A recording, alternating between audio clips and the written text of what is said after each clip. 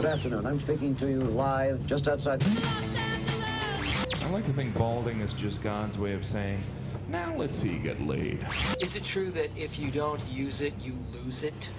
What I'd really like to do is put the greatness of this man in perspective. The hairloss community has a lot to be thankful for, having you as a spokesperson. You mean you just call this guy up? About life and about reality. And now, America's #1 reality radio show for men. Live from Los Angeles, it's Spencer Kobren's The Bald Truth. Well, welcome to the show, guys. We were only 20 minutes late, not such a big deal, I guess. You guys should have seen the whole Keystone Cops, Laurel and Hardy bit that happened for the last 20 minutes. I'm not going to get into it, but I have to say, I think the pre-show is sometimes the most eventful part of doing this broadcast. The pre-show? On our end or their end? What's happening before this fucking show actually gets on the air? That's a good one. Yes. It's pretty amazing, actually. Guys, the phone number is 888-659-3... Oh, and you know what? And the same thing's happening to my sound again. Motherfucker. Let's see if I can fix this right now. Check, While check, he's check, fixing check, that. check. Check, Now, you sound fine on my check. end. Do I? Check. It still sounds check, like... check. It still sounds like it's coming out of one, and it's only being received from one side. Oh, okay, yeah. Yeah, I am hearing, yeah, that's right. Check. Still on this side. Check. It's Yeah. fucking bored, man. This is unfucking believable, by the way. Guys, all these motherfuckers are trying to figure out what's going on with my hair while I'm doing this. Check. I'm putting the camera on you. You speak. Oh, great. Yeah, so anyway, yeah, sorry for it being so late, everyone, but I'm not going to get into the title of today's show just yet because still prepping on this end while Spencer is dealing with the duct tape that's holding his board together. But it has to do with it is a recent development, and it's not one clinic that's offering this. And I think I saw it the other day, and Check. I had to sit back for a bit and just kind of absorb what I was looking at, because some pretty bold claims are being made with this new robot, and I will get into it soon, I promise. But we need to kind of gather ourselves on this end of the camera and behind the camera as well. But I want to thank everyone for tuning in so far. I think we got a pretty good show for you. And before we get underway, please hit the like button if you haven't liked it already. If you like our show and you get some value from it, and of course, if you're not subscribed, do hit the subscribe button and ring the bell for all notifications, because there is a lot that's about to happen. Some of the problems that we're having leading up to this is because of what's coming up, because I was working on some settings on my end that apparently screwed up settings for this show. So a lot of it's a learning process for me. How's that? I can hear you just fine. Still Hold just on. in the left side. Check. It's still coming out of one fucking side. Yeah. All right. Joe's doing a show. You can just sit there and look pretty and show everyone your hair. Where'd he go? Okay. He's gone. Oh, there he is. Yeah, so it is Keystone Cops right now. But while we're doing this, if you got any questions, you can throw those in the chat room. There's a lot of people today. Really appreciate everyone joining us for today's show. I think it's probably because I was promoting the hell out of this, and it's an interesting subject too, which I will get to. I hear something. What's that?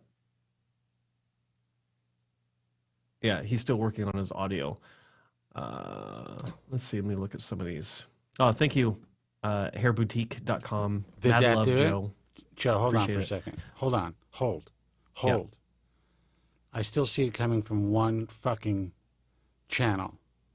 And I can't hear it from one I can't fix channel. That's okay. It's not okay. People can hear you. It is barely. okay. People can hear you. If I could turn off one channel just to be a one-channel broadcaster in solidarity with you, I would, but I don't know how. That's all right. I would like to fix this, though. So what are we talking about?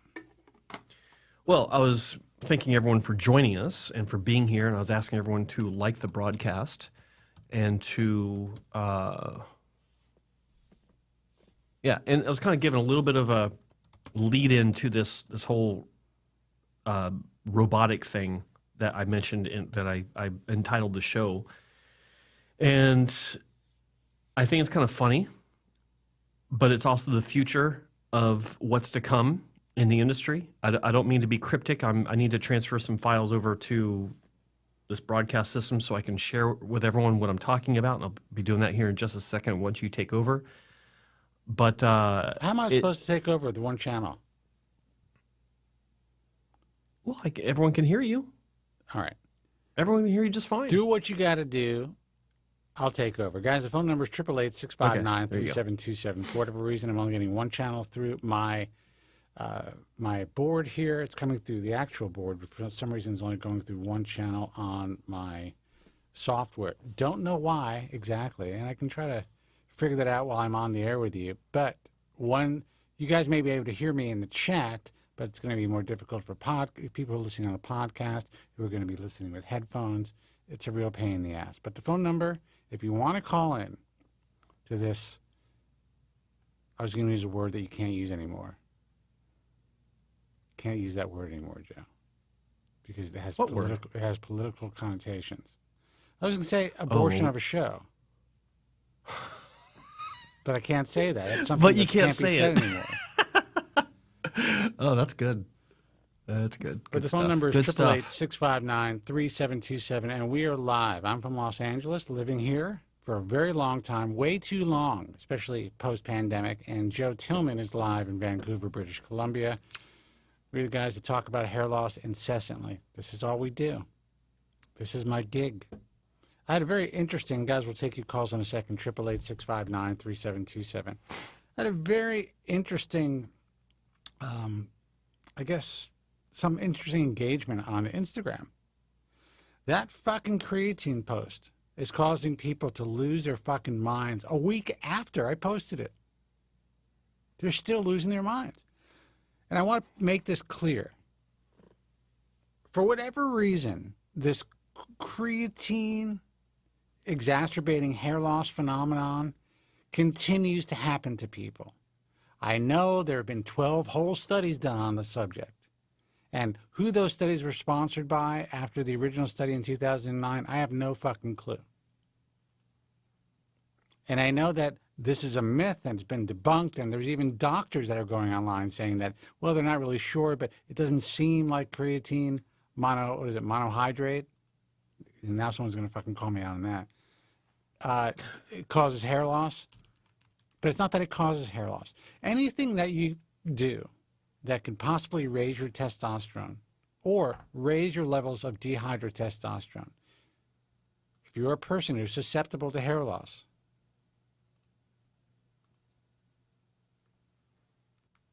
could exacerbate your hair loss. It's just the way it is. Now, is it because the creatine gives you the ability and more energy to work out harder and longer, put more effort into your workouts, which is going to increase and do more volume, which could increase testosterone, and then that's converting over to DHT? I don't fucking know. I am not a scientist, yo. I don't know. Don't come to me with all of your scientific fucking jargon and hocus pocus shit that you've all read online, like any other fucking moron could read, and regurgitate it, and basically saying that we are dead wrong in our expressing what we see in the wild. Telling you guys what doctors, physicians in this space are discussing in the hallways of conferences, trying to figure out, why is this happening? And why, when they tell their patients to get off of the creatine supplements, within a few weeks, there seems to be a cessation of hair loss in most patients who do get off of the supplement. Can't answer that either. But there seems to be some sort of phenomenon that's actually happening. So don't shoot the fucking messengers, guys. I know you want that pump. I know you want to use creatine. I want to use it too. It would make my life easier. When I was using that shit, my muscles were full all the time. I was a walking fucking balloon. A balloon. But this is just Good the way thing that you it didn't is. get shot down. Twice. That's just the way that it is. I can't help it. You know, there's a great guy online. His name is Derek. More plates, more dates. He can explain his theories based on all the information that he has and people's blood work and why creatine may or may not exacerbate your hair loss if you are prone to androgenetic alopecia. This guy is able to take information. I've never seen anything like it, actually. Digest it. And not just regurgitate it, but essentially analyze it in a way and then put it out there for the masses in such a lucid, non-bro science-y way. I've never seen anything like it. I give this guy a tremendous amount of respect, and he experiments on himself. I'm not going to do that. I'm going to tell you what's happening in our world. I'm going to tell you what's happening from inside of the industry and from the physicians, information from the physicians who treat real patients, and make you privy to callers that call into this program. If you're watching this on Instagram, if I use this as a clip, that call into this program to talk about their issues. This isn't an isolated fucking phenomenon. This wasn't one caller 2 weeks ago that complained about believing that they're sensitive to using creatine, that they go through massive telogen effluviums when they take this supplement. I've been doing this for 25 fucking years. Do you know how many times I've heard that? A lot. You know how many times Joe has heard that? Before he's even with the Ball of Truth. So whatever. If it's a myth, great. If it can't be proven, just fucking take it. I don't give a I have no skin in the game. As a matter of fact, I'm sure I could find one of the larger supplement companies and say, listen, I'll tell you what. We'll slap the American Hair Loss Association seal on your fucking supplement and say it's hair friendly. And I guarantee you that shit would be flying off the shelves. I don't have any skin in the game. What do I give a shit? It's a good idea about it. Write that down, by the way. Anyway. On it. Phone number. Okay. 888-659-3727. I am still really trying to figure out why this is happening. Check. But I know, it's not a big deal. While you're talking about that, let's go ahead and get into the meat of today's show. By the way, are there callers on hold? There are. Hold on. Check. Check. Let's take a call first. Check. All right. Let's see if the caller can hear me. Hey, caller, you're on the air. Who's this and where are you calling from? It's Morty from Brooklyn. Morty, what's happening, man? Can you hear me? Morty. Yeah, I can hear you fine, Spencer. You sound awesome. Good. You sound good. You're a little bit louder than Spencer, though, but I can hear you both. Well, that's not good. I don't want him to outshine me. Here's the issue. Morty's also coming through on one channel for me. Everything's going to come in through one channel for you. Dude. Yeah, so everything's coming through. Okay, got it. Now we know. Fine. Last time I checked, yeah. Morty, how are you? It's fine. I'm good. I only have one mouth, Joe, so it should be fine. Yeah, you're good. Nice. It's in mono. It's nice. like AM radio. So many places we could go with that. That's just wrong. Well, I know people who talk out of both sides of their mouth. They usually need a stereo mic, but we'll leave that out. That's true. You know them well, by the way, Morty. I know that.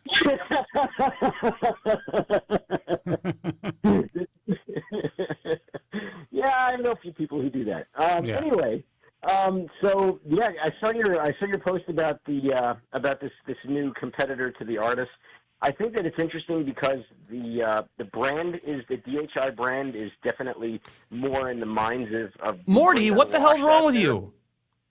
I haven't Okay. even talked about it yet. You're telling everyone what the robot is? Have you been listening? I'm sorry.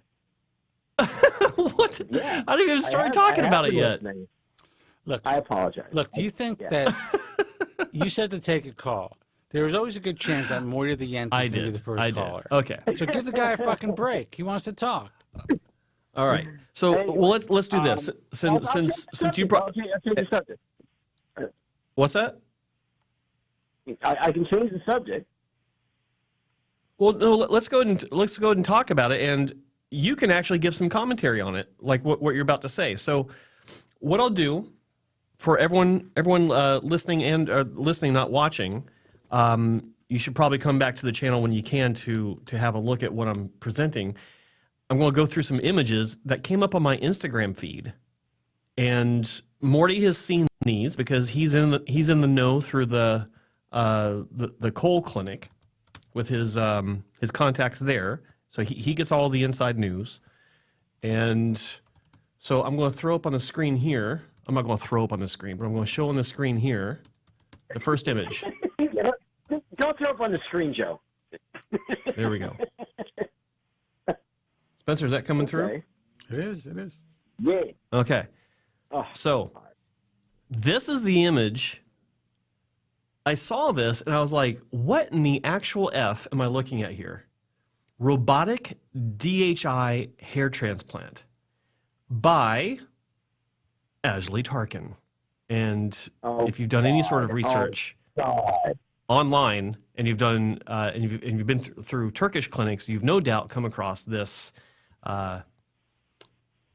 establishment. And we won't be talking about the establishment itself.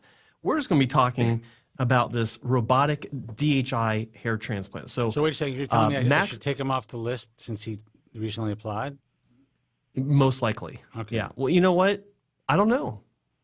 Maybe we should maybe we should have a close look at some of the results, and we can talk about their candidacy. In all fairness, I have no idea if he applied. We've had, and I wrote this publicly so people know this, since Global Hair Loss Summit, we have had over 200 applications, mostly from Turkey, a couple of Indian. I'd say maybe about 40 from India, and they're popping up like crazy. And that is not hyperbole. That's what's fucking scary about this, Joe. And that's why I was able to write it publicly in our chat. This is what's happening. And it's exploding, man. The Turkish market is fucking exploding. With that said, though, in all fairness, so is the Indian market. And this is the type of shit that we're seeing. Go ahead. Well, just so you know, there were a couple of different shorts I did on YouTube and TikTok, and this clinic was in a couple of them. There were a couple of different shorts I did on YouTube. Shit. And TikTok. Oh, there we go. Now I'm hearing myself. God almighty. There we go.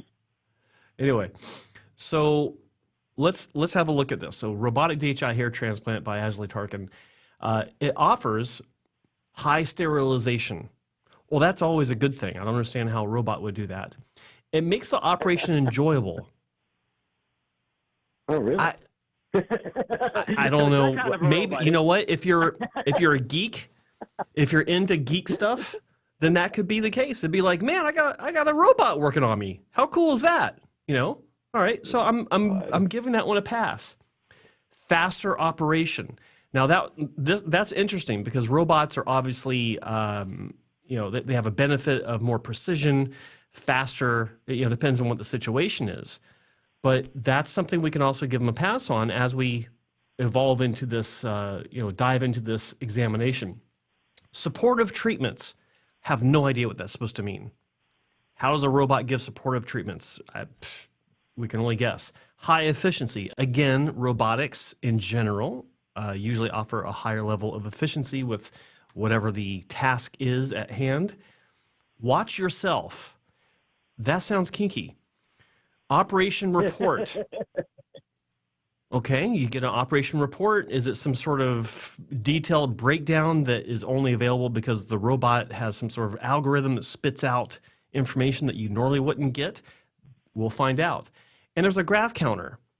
Nothing amazing about this. There's lots of devices that have graft counters. I know clinics where they actually hand the patient a little graft counter so they can click as they're watching it, themselves. It is what it is. But let's look at the next image. Again, we got these same claims. It looks like it's just across the board there, but it says PRP, mesotherapy, and ultraviolet lights to each graft. And we have an image of the quote-unquote robot, and it has an arrow pointing towards the Choi pen. Now, we're starting to get an idea of what this robot is. I don't see any sort of articulating arm on this, which is what one would imagine when they're thinking of a hair transplant robot. It's transparent. You can see the Choi pens. It's starting to look more like a conveyor belt to me. Morty, what do you think? Oof. Well, I mean, the image is very cropped. I mean, there's some sort of a protuberance at the top. That could be the bottom part of a robotic arm. Okay. You know, the red. I mean, clearly that's some sort of infrared light that's being flooded in the chamber. Morty uses the term I can't even say it, protuberance, which is hilarious, by the way. That was pretty good, actually. Well, this is what I see. When I read, go ahead. I was going to say when I read, I see. I was thinking Well, we know what you're thinking, Morty. Watch yourself. Shake that ass. Watch yourself. Show me what you're working. There you go. That's what I was looking for. But no, what I'm looking at here is it looks like the side of this device. It's some sort of. I wouldn't say it could be an ultraviolet light for sure. I was thinking only because I can see the edges of it. Like red laser, red LED. I'm thinking. Or it could okay, yeah, fair enough. Red, yeah. Or it could be just. But what I'm looking at kind of just show the inner. It looks like it's some sort of red-colored plexiglass on the side. That's what it looks like to me. But so this doesn't really reveal much, but we are learning. So let's go to the next slide. All right, so here's the graft counter. You can see how many grafts are implanted. I don't think this actually shows how many are implanted based on what I know so far. But we'll get an idea of what's going on here. So it's got a screen where it's counting grafts. That's good. It says that it's how many grafts are implanted. I don't know if it's actually that detailed. But next slide is, you can watch the operation on the monitor. Now, what I'm seeing here, I don't see a robotic arm. I see some sort of protuberance, to use Morty's wording on this. But I don't see any sort of attachment. What I see in the screen, which is what the patient's able to watch, I'm seeing two sets of hands. And it's actually revealing a little bit more about what this robot is. So let's go into the next slide. Operation information on a printout. This is amazing. I have never seen so much detail in my 20 years in this industry. I have never seen so much information given to a patient about their procedure. We know it's robotic DHI. We think that we know the patient's name. We think we know the name of the clinic because the patient chose that clinic. Hopefully there's a doctor that will have a name here. Probably a good idea to have the date, just in case everyone forgets what the date is. And then there's a graft count. Can you imagine any more detail than this?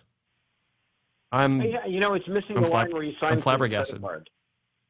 Yeah. What's that? You're missing the line where you're missing where you have to sign for the credit card. You know. Good point. Well, that's page 2. And you're missing. Yeah, and you're missing the tip where you put the tip in. Yeah. Well, that's okay. Next slide. All right. You can watch Netflix, etc. on the monitor. This is all part of the robotic DHI system. You can actually watch Netflix. I've never heard of that before. Patients being able to watch Netflix while they're having surgery on a robot? Wow, that's an innovation, let me tell you. That's okay, so here's what reveals, I think this reveals all. What's this? 2 doctors work at the same time. Or technicians, doesn't matter who. But what we see here is okay. very revealing. If you look in the middle of this image, you can see those circular items that are lined up. And that is the bottom of those Choi pens. Mm-hmm. So what this actually is, and we're going to the next slide. Oops. Hold on. There we go. Yeah, there we go. 3 nurses at the same time. So what this is a conveyor belt system, nothing more. You have apparently 3 nurses on the back of this machine loading up these Choi pens as they normally would after grafts have been extracted, however, through manual punches, automated punches, whatever. And they're loading them into the pens as they always have, and they put the pens on this conveyor belt system that apparently runs through this machine that may or may not have some sort of LED lights or UV lights, whatever, for God knows why, into the hands of the 2 practitioners that are actually making the place in the grafts, whether it be pre-made or stick in place. That's all this is. I don't see a robot. Yep. I see a conveyor belt. Let me explain this a little more succinctly. If you ever gone to a dry cleaners, you see that they have a double-decker conveyor belt. This is exactly the way a dry cleaner conveyor belt works. So, the lady at the dry cleaner has a little number. She hangs it up on the fucking hook, and then when you ask for your dry cleaning, they press that button, and it goes around, and it could be double-decker, just like this seems to be, and you get your fucking dry cleaning. So, this is not loading the pen. All this is doing is somehow magically, maybe you need one less tech to hand the fucking Choi pens to the physician so he can go and insert that graft in someone's scalp. Or, to be fair, oh, sorry, you got a second one. Yeah, go ahead. Yeah, I'm saying, or you can just use a really nice stainless steel surgical table and have your assistant, as she's putting the grafts in the pens, line them up in order for you. So you can just grab them with your left or right hand like they do every place else. Mm-hmm. And that table will cost you, I don't know, $50 on Amazon, $18. Yeah, well, if you want a proper stainless steel medical table, then a bit more. But yeah. I mean, I'm seeing all sorts of problems with this. This is assuming that you're processing the grafts in serial order, one after the other. And if some of them are 1 hairs and some of them are 2 hairs, some of them are meant for the hairline, some of them are meant for the mid-scalp, some of them are meant for the crown, there is no way to distinguish one from the other because they're just in a line and you're pulling them off the top. Well, but there's also no way to But the patient doesn't care, man. They're getting the most advanced procedure on the planet. More maximum grafts, UV lights, multiple treatments, and they can watch Netflix. Who cares about naturalness? The only benefit, and in all seriousness, the only benefit I can see this offering is it creates a little bit less pandemonium around the patient, because when you watch any of these clinics that are very proficient with DHI or DHT in the, if you're talking about eugenics in clinics that use that approach, it is a small pool of chaos, because you'll have the technicians that are loading the pens, and then they're throwing them over into a basket, or they're laying them in a basket next to the doctors, and they're doing their thing, and it's a beautiful thing to see, but it's an orchestrated amount of chaos. I can see how there would be, especially if it's in small quarters, how it could be crowded. So if you have this lined up behind the patient, and two technicians on either side, and then everyone else is behind this conveyor belt, I can see the benefit of that. But it would end there. There's no other, and that's a question mark. Like, it depends on how much space they got and what kind of routine they have. But that's where it would end. There's no other benefit I can see to this, and it sure as hell is not a robot. Can I speak? Joe, can I speak? Yes, you may. Thank you. Thank you, Joseph. Jesus. Yes, you're welcome. Listen, what people have to understand is this is a really kind of in my view, a pathetic marketing scheme that is going to really, I think, draw in a lot of vulnerable hair loss sufferers. You know, what I found funny is when this was mentioned in the hair transplant physicians chat, one Turkish doctor says, yes, it's a lie or something like that. It's like, great. Why don't you help expose this shit instead of complaining in a fucking private chat group like you always do, and then going to the ISHRS conference and, you know, getting drunk and talking some shit about your competitors? I mean, the only place that I can see benefit here is that the amount of movement that the placer has to make is smaller. In other words, they don't have to reach over to pick the next tray-pin. It's just right in their hands right there. And in that respect, it would result in faster placement. But that doesn't mean, to me, more accurate placement. That doesn't mean more appropriate placement. The only person or the only organization that's going to benefit is the clinic, because it means that they'll be able to move a person in and out of the surgical suite faster, or they'll be able to place more grafts in less time. And that's all about billing more patients. That really doesn't help the patient at all. Well, and that's right. It's being marketed. It's mostly right. It's being marketed as a, you know, giving the patient a better opportunity for a better final result. Somehow that this is state of the art. That, you know, if you come with us, this is the, you know, latest state of the art piece of equipment in robotic hair transplant surgery, and we're the only ones who are offering this. You know, listen, there's a lot of idiots out there. That's all I'm going to say. You could look at the thousands of walking wounded. Some of these guys are smart, but there's a lot of really dumb dudes. I'm just going to tell you, you know, since I've been kind of playing around with Instagram and I could see the comments, I'm just like, look, there's no helping. There's a segment of the population that you cannot help. I have to come to terms with that, Morty. Oh, yeah. Well, that's clear. If you're already looking at Ashley Party, you're probably lost as it is. Yeah, but there's, I mean, even in with the most basic information, there's a segment of the population that for some reason they grasp onto a certain level of ideology, even in the hair world, which is insane, and you can't get them out of it. People will always gravitate toward the thing that basically asserts their internal belief. That's the problem with us human beings.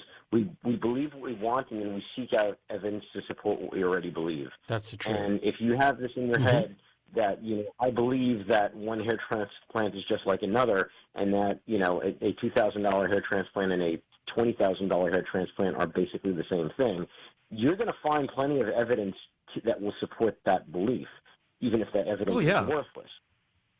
You know. No, you'll look. One person will come up with a stupid idea, and there's 100 people that will agree with him, reinforcing that stupid idea. Yeah, it's all over the place. I mean, that goes without saying. There's one guy.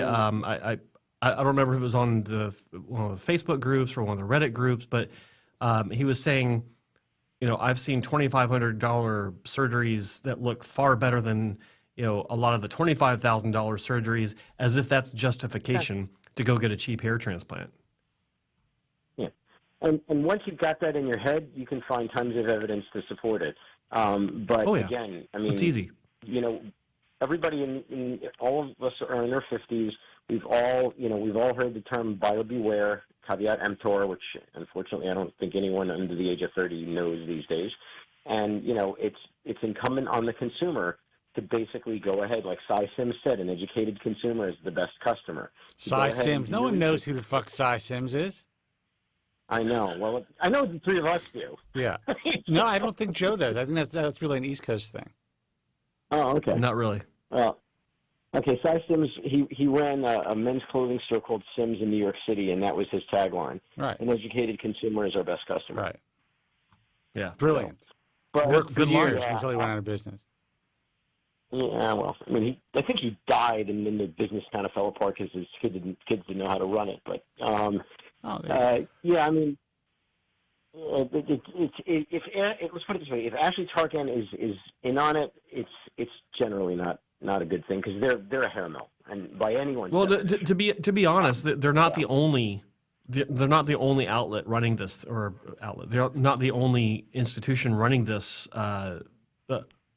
How can I say this nicely? This opportunity for their patients. There's another clinic that is doctor focused. I think it's a doctor focused clinic. At least he's the face of the clinic. He might be the owner of the clinic, and there isn't. I don't know, but they've got some pretty, well, I won't say comprehensive, but more comprehensive than these Instagram images, information about this. You can actually look it up on YouTube. Just type in DHI robot or robotic DHI, something like that, and you'll see this doctor in Turkey. Starts with a T, Dr. T something. I've got the name of it. And there's video of this thing in action. And it's it's a conveyor belt. And so the whole point of this was just to emphasize the ridiculous nature of marketing when it comes to hair restoration surgery. Yeah, it actually, I just thought of it. It reminds me of another robot that came out that was nothing more than a chair that was motorized to lift you up and turn you around so that you're in a better position for the technicians to still use their hands to place grafts. Wasn't that called the ARTAS? Hartness or Hartess? Well, yeah, something like that. Yeah, that's right. Dr. That's Cole's right. got a quote-unquote robotic chair, which you press it and it moves the head back and forth and up and down, so maybe he's using a robot too. Yeah. Well, Dude, he's cutting edge, man. Don't you dare bust on Dr. Cole on this program. I'm not. I'm just busting on these idiots who just widen the definition of robot to basically include anything with a freaking motor in it. Look, you know, here's the thing, though. The ARTAS robot, honestly, I mean, the technology itself, for what it is, even though, in my view, it's really still not ready for prime time unless it's in a very specific set of hands. The technology is pretty elegant, actually. And if it were kind of honed and tweaked, and maybe if they had the right people working for the company in engineering, as things developed, they might have been able to get there. But I honestly think that ship has sailed, And at the very least, if robotics really does enter the field, they're going to be much smaller devices, possibly more handheld devices that you can actually hold over, that'll be light, that you can hold over the patient's scalp. I don't see these large footprint devices really having a place in the field anymore. And I definitely don't see this conveyor belt thing doing anything for anybody. Well, I mean, the problem with artists that I can see is that by definition it's going to be expensive because it's got a fully articulated arm. It's got it's got a lot of software engineering that goes into it. It's got high resolution cameras. By definition, even if they manage to bring the price down on it, it's still going to be very pricey. And ultimately, if you have cheap labor, which is if you're talking about Turkey, cheap labor will beat automation every time. And that's pretty much what you're dealing with if your main focus is trying to cut costs. Listen, yeah. All I can tell you is there's some of the guys who got into using the robot relatively early on. Once it became okay to use, I would say guys like Aaron Nussbaum and Ken Anderson and people who really understand how to use it. Okay, I'm cool with that.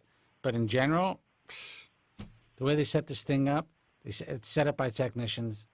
In general, at least according to the technicians that use it, that have contacted me, and at least from the information that I have seen, and also to give full disclosure, I did consult for the company for 2 years trying to help them improve their product. You have to set it up before the patient arrives because it takes so fucking long for the initial setup. That can end up taking 2 hours off the fucking surgery, just getting these guys in the chair and setting up the right punches. So what do they do? Generally, at least according to the techs that use it, they set it up with the largest punch available, just to make it easy for them. So even if they have a 0.9 millimeter punch, which is really maybe 0.9 interior punch, they're probably not using it in most cases, in most clinics who've purchased this device. Yeah. So to me, it's tantamount to follicular holocaust in the wrong hands. I look at it like this: if you are considering a clinic that has any sort of all-in-one device, whether it be was it NeoGraft or ARTAS or whatever, I think that the first thing that people should do when they see this kind of device being promoted as the end-all, be-all offering for the ultimate result, is look to see if that clinic was doing hair restoration before they actually got a hold of that device. Because it's not, it doesn't solve everything, but at least it gives you an idea if they know how to perform a regular hair transplant. Were they using manual FUE? Were they performing strip surgery? Things like this. If they didn't, then they most likely learned using this, whatever the machine is, and that was their first foray into hair restoration. And I think that if you don't see a history of that, then that kind of tells you a lot about the clinic. It's not a blanket statement about all these situations where you'll run into these machines, but I think it's a good start where if you do see this machine as what they're pushing first and foremost, look to see if they have history performing hair restoration before they got this device. And the vast majority of people who continue to promote the device, and again, there are guys like Ken Anderson, there are guys like Aaron Nussbaum, there's Bob Bernstein. These guys have all been in the trenches for decades. Even Aaron Nussbaum, who's young, he grew up in the hair transplant field. So these guys know how to utilize the robot. They made the investment, and they figured out how to use it correctly to help their patients. That is fucking rare, in my opinion. So I see no value to the patient. I see limited value to the physician, honestly, because the pain he has to use compared to other techniques. Yeah, and I think that what happened is a lot of physicians may have invested in it, and they thought, okay, this is going to be good marketing. I'm going to have this. I'll be able to promote the state-of-the-art robotic technique. The company will help me market and bring me leads. And it doesn't always work out that way for people. A lot of guys that I know that have purchased the ARTAS have been trying to get rid of it or have sold it already. Or it's just collecting dust. So, doesn't mean that a ARTAS robotic surgery can't turn out well, because I've seen plenty that do. But it has to be the people running it have to have a very specific skill set. Yeah. There you go.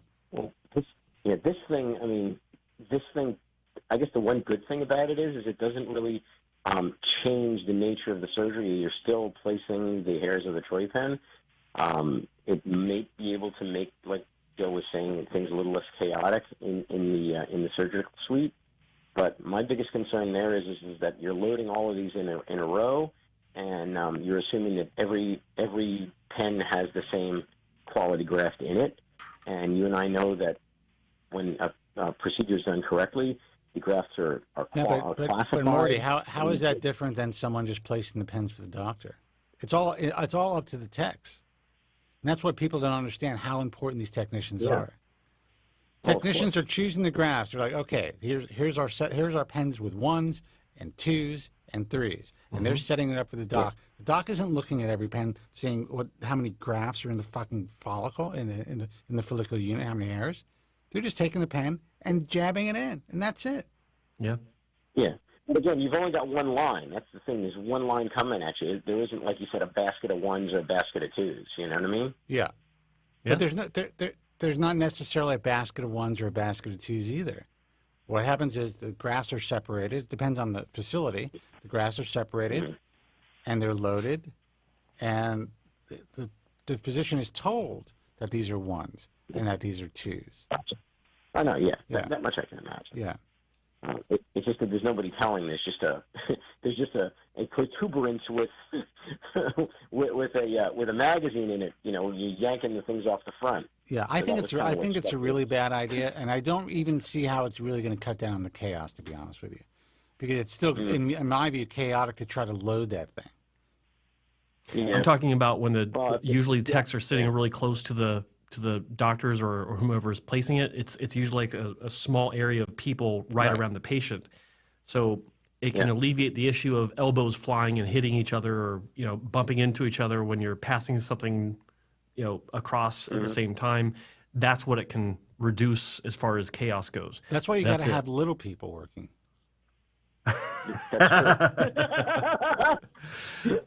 There you go. That's so true. That's so true. There's nothing I'd wrong love to with see that. the promotion Listen, on that one. Well, hey, You got to be small to be a jockey, right? They're not hiring any giant jockeys. Oh, it's just too funny. All right, Morty. Listen, thanks for the call. I appreciate it. Always appreciate you calling in, man. And how, by the way, one last quick question before we take another call. How's your head? The head's getting there. I'm having I'm starting to see some activity where the majority of the grafts were placed. This is in the upper part of the crown. I'm getting some folliculitis there, which is kind of what happened around the same time with the first transplant. So, things are sprouting. Okay. All right, man. Okay. Well, I hope everything works out and that you don't come back to us crying your soup. No, I certainly hope not. But I mean, the way things are right now is thank God. All the hair that was from the first round is growing out, and it looks fine.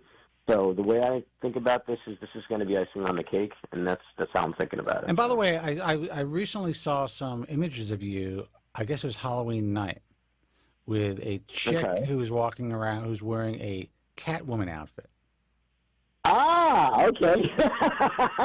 And you were walking her down the street like you were a fucking pallbearer, man. It was unbelievable. Oh my goodness. Well, there's certain benefits to being friends with John Cole. Let's put it that way. Would you guys pick her up in a strip club? No. We had dinner at STK, if you recall. Yes. Yeah, and there were a couple of very interesting women sitting at the table opposite us. Interesting. Nice. Very good. Good for John. Mm-hmm. All right, brother. Yeah, man. I'll talk to you later. Have a good weekend. You got it, fellas. Have a great night. Take it easy. Bye-bye. Thanks for calling, Morty. Phone number is 888-659-3727. That's 888-659-3727. Yes, I'm coming in mono. You all right, Joe? Yeah, I am. I'm trying to figure out how I can raise this a little bit so I can hear you better. How's my sound? Check 1, 2. Check. Your sound is perfect. Everyone's able to hear you perfectly. I'm coming in through one channel. I don't know what's going on. It looks great through my board, but it's just not going through my software on 2 channels. So let's see who this is. Hey, you're on the air. Who's this and where are you calling from? What's up, caller? Hello? Hello. Hi there. Yeah, my name is Joe. I'm calling from the UK. Hey, man, what's happening? Hello, Joe. We're in the UK. Yeah, I'm good. In Scotland. Scotland, welcome. Right yeah. Nice to talk to you guys. So yeah, I've seen loads of your videos. So basically, I had my hair transplant like around 2 months ago now. Exactly 2 months ago, actually now, in Turkey. Where'd you go? And I went to this clinic called Long Hair Center in Istanbul. Mm-hmm. All right. Okay. Yeah. And yeah, my experience was, to be honest, the clinic was really nice and everything went well. But yeah, I was just doing some research on a couple of topics that I kind of want to know your thoughts on. First of all, I wanted to ask, what's your thoughts on using minoxidil foam after a hair transplant? So I was advised to use minoxidil after the hair transplant. I have been using it, but every time I use it, I feel like there's so many hairs falling on my hands. I notice it. So would you say it's better to maybe switch to oral or continue with the foam? Like, what are your thoughts on that? Well, it actually makes me come up with a question to ask you first before I answer those other questions. So you're 2 months out, and you say that when you're using the foam, it causes hair to fall out in your hand. So let me ask you this. Have you been through the shed that most patients go through a month to 6 weeks after their surgery? Have you lost all those little hairs that were placed? Yeah, so to be honest, like I started using minoxidil around 4 weeks later, around 3 weeks later, and the shed started just when I started using minoxidil. Since then, like I've lost loads of hair, like all the little hairs, like, and the thing is, like, it's still like now I feel like the shedding stopped. Like when I shampoo and everything, I don't really notice a lot of hairs. But whenever I apply the foam over my scalp, even though I do it really slowly, I notice loads of hair still on my hands, which I'm a bit concerned about. But is it something to be concerned about, or is it like completely normal? Well, when you're putting on the Rogaine foam and then you see the little hairs on your scalp, it's not because you just put Rogaine foam on your scalp. It doesn't work that fast. as far as any sort of detrimental effects. So what you're going through is most likely a continuation of the shed of some of the grafts that were placed. You went through the shed that you're supposed to. You're still going through it, where not all the grafts that were supposed to shed earlier shed when they're supposed to. They're still shedding. So that could be it. But the reason I was asking about if you've gone through the shed already is because I wanted to know if you've been cleaning and washing your hair normally, as you normally would before you had the surgery, or are you being very careful with it? And it's a very important question. So are you being very soft with your hair when you wash it, or are you washing it normally? That's actually a good question. To be honest, I'm being very careful. So Stop. I do obviously. Don't be careful. Let me stop you right there. Don't be careful with it. At this point, you need to be vigorous. Not overly vigorous. Don't like draw blood or anything. But you need to use the pads of your fingers and really massage the shampoo in there, because it's also knocking out those hairs that haven't shed yet. That's what's going. I was afraid that was what you're doing. That's why I asked that question, because when you're too soft with it, the hairs that are supposed to shed, they don't, but they have separated from the follicle. The hair shaft have separated from the follicle. They've gone through catagen. They just haven't fallen out yet. And then what happens there is you have a potential for an anti-inflammatory or inflammatory reaction, because the body's like, hey, there's something stuck in the skin here. Let's try to get it out by causing all kinds of problems. So that's what's going on, all right? So wash your hair normally. That'll knock those bad boys out, and it won't cause any sort of inflammation, and it should create a healthier environment for the growth of the new grafts. Okay, like the shower pressure, everything should be just completely back to normal at this point, and just wash it as a normal. I'm not your doctor, but in general, yes. Yeah. That's what I mean, that's what my that's the doctor issue. said as well. But to be honest, I was just being a bit extra careful, but I didn't realize that it's actually bad to be extra careful. You're so smart. Yeah, it can work against you. Thank you, Spencer. All right. Thank you. I just want one other really quick question.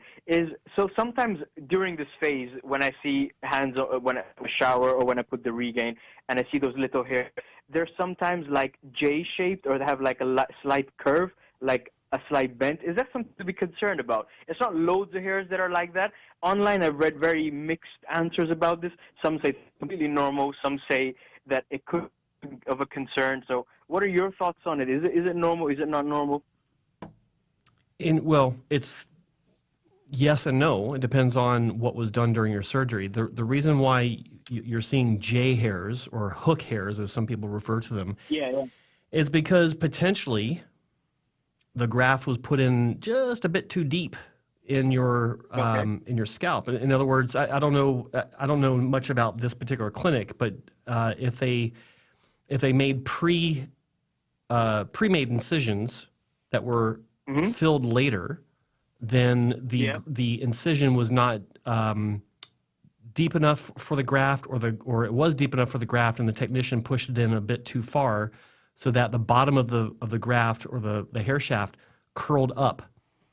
Yeah, that's a lot of times what that's causes what they that. used to describe as user error in this field, and that can cause it. It doesn't mean that it's going to affect the cycling of the hair, and the hair itself actually growing out normally. But it's never great when the grafts could even if they're slightly mishandled, there could be issues. But I'm not saying that there will be. But that is definitely usually considered a user error problem, not something that happens in nature.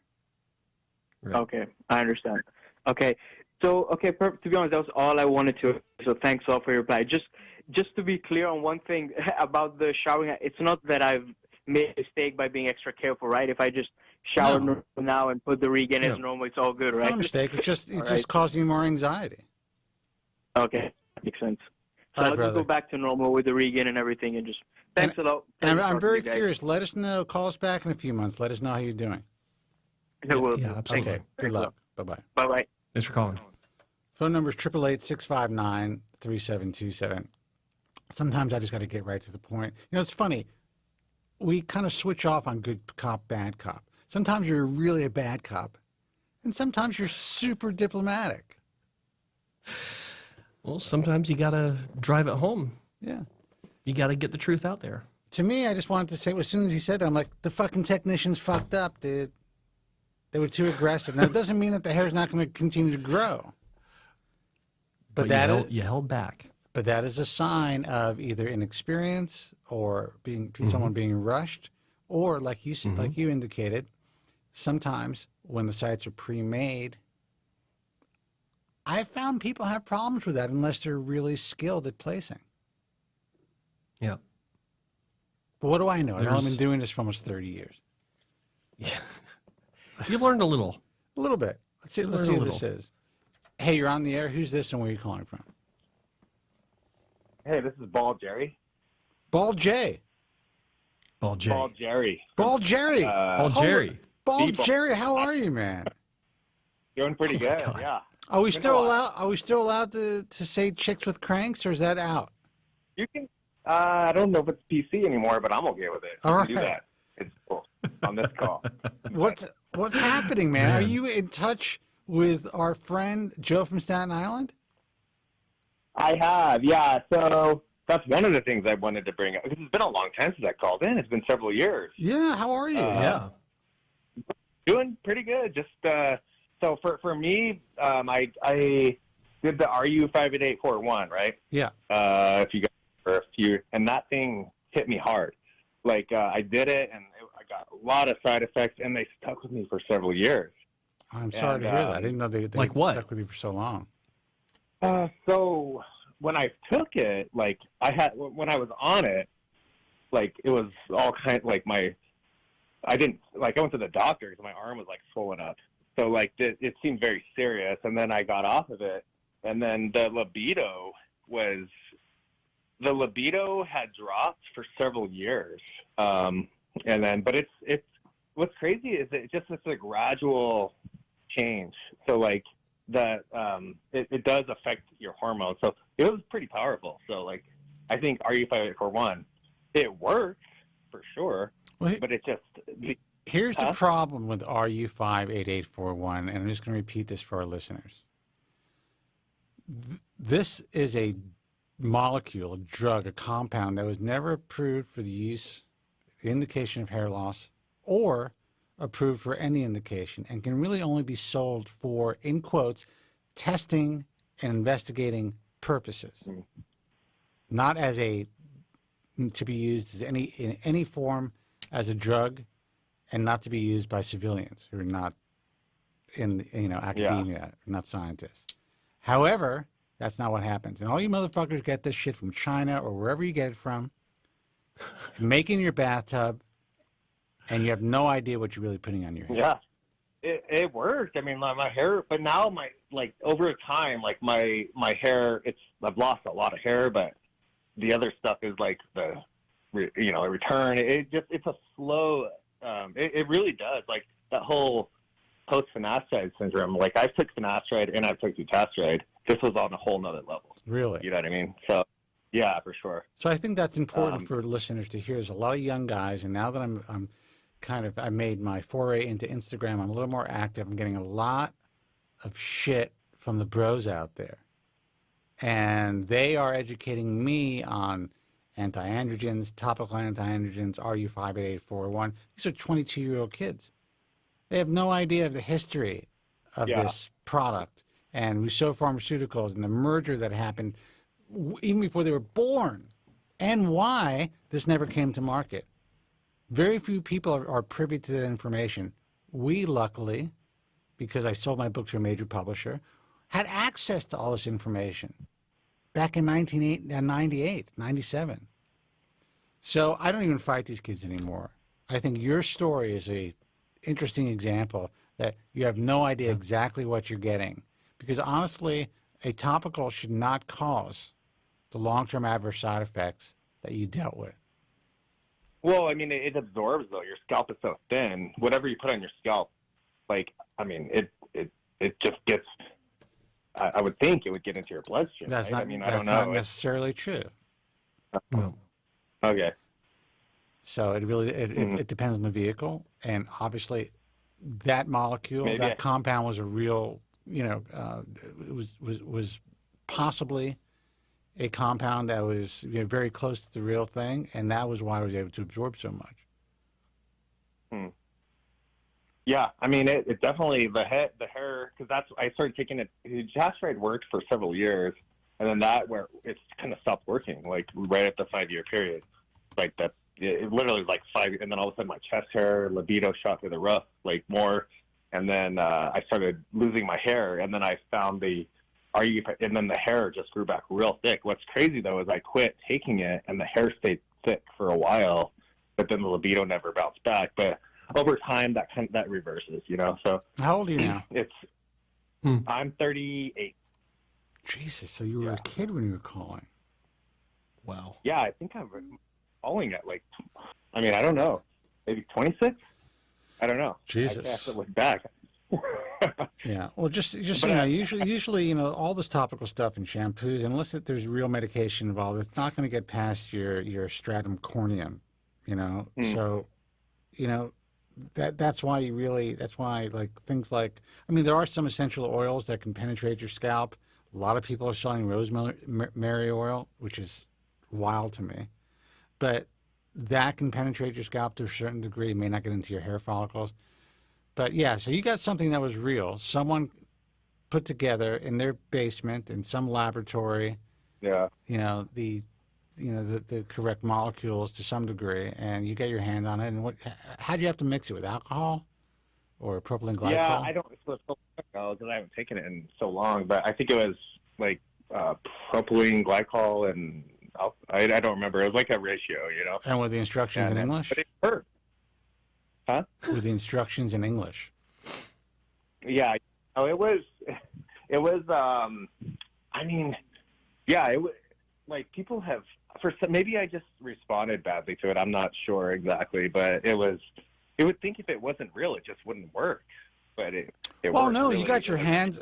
There's some guy who was able to manufacture it, and he's selling it, but. You don't know if it's safe. It's not being tested on humans, except for on you. Yeah. No, but nobody else had the bad reaction that I think I had. Like some other people, I haven't seen it as much. Dude, you have no idea if people have died from it. You have no They're idea. They're not posting online. They're dead. Oh, yeah, because posting at that point, because They're not posting online about their side effects because it killed them. They're dead. They're dead. Yeah. No, I do think it's really bad. I would caution people. It's not worth it at that point. But the other thing I was going to call though, is, so I have talked to Staten Island. Yeah, and how's he doing, man? He's doing pretty good. He's so his mother passed away, and he's taking care of his dad. His dad's 95. Wow. So he's taking care of him a lot. He's doing good though. He's not quite as not as obsessed about the hair loss, That's huge. And maybe him. That's a huge step. Maybe him separating from the program helped him. Probably, yeah, because he doesn't. I don't think he's that he's actually. I talked to him recently. He's actually willing to do a guest appearance on the show. I would love for him to call in. I heard all kinds of shit. There was a guy who now is no longer around. He was put into a facility, unfortunately. He was dealing with early onset dementia. And he used to speak to Joe. And, there was a time, I guess it was maybe 6 or 7 years ago, whenever Joe stopped calling. And Joe sounded as though there was some delusional shit happening. He was pissed off at me. He was pissed off at the physician who I told him not to even, consider using any of this stuff with. And then he was pissed off that I apparently didn't call him. I just found this out because after he fell off his deck or some shit. I didn't know he fell off his deck. It's like, I don't know any of this stuff. How can you call if you don't even know what happened? But I did hear some hearsay that he said some pretty nasty, unfortunate shit about me personally, which I couldn't even believe. Now, again, this is coming from a guy who ended up, having early onset dementia. So maybe he misheard it. So I just want to let you know, and I want you to tell Joe, I would love for him to call in. It'd be nice. We miss him. Yeah, I don't know. Are you sure you want him to call in? No. Yeah, I would. Of course. I like to know exactly what went down, and I'd like to know how he's doing. And I feel really good that you guys are in communication, and he's not the same old Joe from Staten Island. I think the show it's nice to know that he was able to move on and not be so obsessed by his hair. Like that's a huge win for anyone, and for Joe to be able to do that, that's amazing. I'm actually really happy to hear that.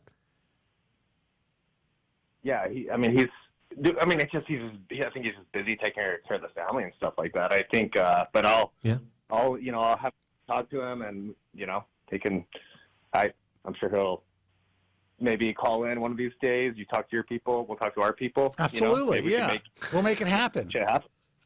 I mean, we can't give him an honorarium or anything, so it's going to have to be for free. So that's up to Joe. Okay, well, we got to put a number. I mean, what was he making before, though? At least match that. Zero. No. Man, but he just disappeared. He was like, "Fuck you, motherfuckers," and apparently held some resentment for a while. He thought he got fired. That's hilarious. He thought he got fired. That's the whole thing. Yeah, he thought he got fired. Yeah. But I'll talk to him, and then I talked to him recently. He says, I'll do a show, but he's literally not that obsessed about his hair anymore. He's really not. Like, I talked to him, and neither am I. And as much, like, when you're losing your hair in, like, your 20s and stuff like that, it has a way different feel than 38. You know what I mean? Like, I don't care as much, to be honest with you. Like, I work from home because it's been COVID for several years, so that probably helps, right? Yeah. Like, I'm kind of sure. wear your hat, it's just, it has a different feel to it. You don't, like, if I don't have a haircut for a long time, don't really care. You know what I mean? So, and then the fact that the side effects from the RU58841 are kind of wearing off, like, took a long time, but, it's like what's more important? You don't want to fuck with it anymore. And I absolutely understand that. Jerry, the fact that I'm still doing this fucking show is ridiculous. Hey. What was that? No, yeah. I mean, you were on the air, what, 30, like, did you say 30 years or something? I've been on the air in some form or another for over 25 years. 26 this year. 26 this year. And Joe from Staten Island was with you for a long time too, right? Joe would call in almost every week for, well over a decade and a half. I mean, there were times he wouldn't call in, but initially on the radio, he was probably, I think he was the first caller or the second caller when I was on WABC in New York, and it kind of started from then. He just became this regular caller, and then my producer had this fucking genius plan to give him an opening, and that was it. We were stuck. That's a joke, Joe, if you're listening. No, I'm thinking he would. He doesn't listen to the show, as far as I know. But I think if do you guys want him to call in though, right? Yes. Do a guest. Have him. There's no guest. It'd be nice appearance. to hear from him for sure. Have him call in. There's no major announcement. I'm not giving him a written invitation. My people are not going to be calling his people. Some sort of a deal we could make. No, I'm just kidding. He's trying to work an angle here, man. Yeah. No, yeah, he'll listen to this show, but yeah, he was saying, I was surprised. He's like, I'll call it in. I think he's just kind of moved on from it all, to be honest. I think that's great, man. I'm really glad. I'm really happy for him, man. And how's he doing with his wife? I haven't heard a lot about that. I think nothing's changed, so good, I guess. Yeah, I think just the family, just the parents, just a lot of dealing with all that stuff, taking care of his dad full time. That's the way it is, man. Yeah. Parents get old, they fucking die, and that's it, and you got to deal with it, and that's. Yeah, you were in New York for a long time, right? I was. Doing a thing. Yeah, he's kind of doing that right now. So Joe has to be in his 60s now. I don't know what you'd have to ask him. I'm not sure exactly. Yeah, I would love for Joe to call in. As a matter of fact, I want him to call in so much. I'm gonna get a new board for next week's show so that my sound is okay. Like, do you guys still do the Joe from Staten Island with the Eminem thing?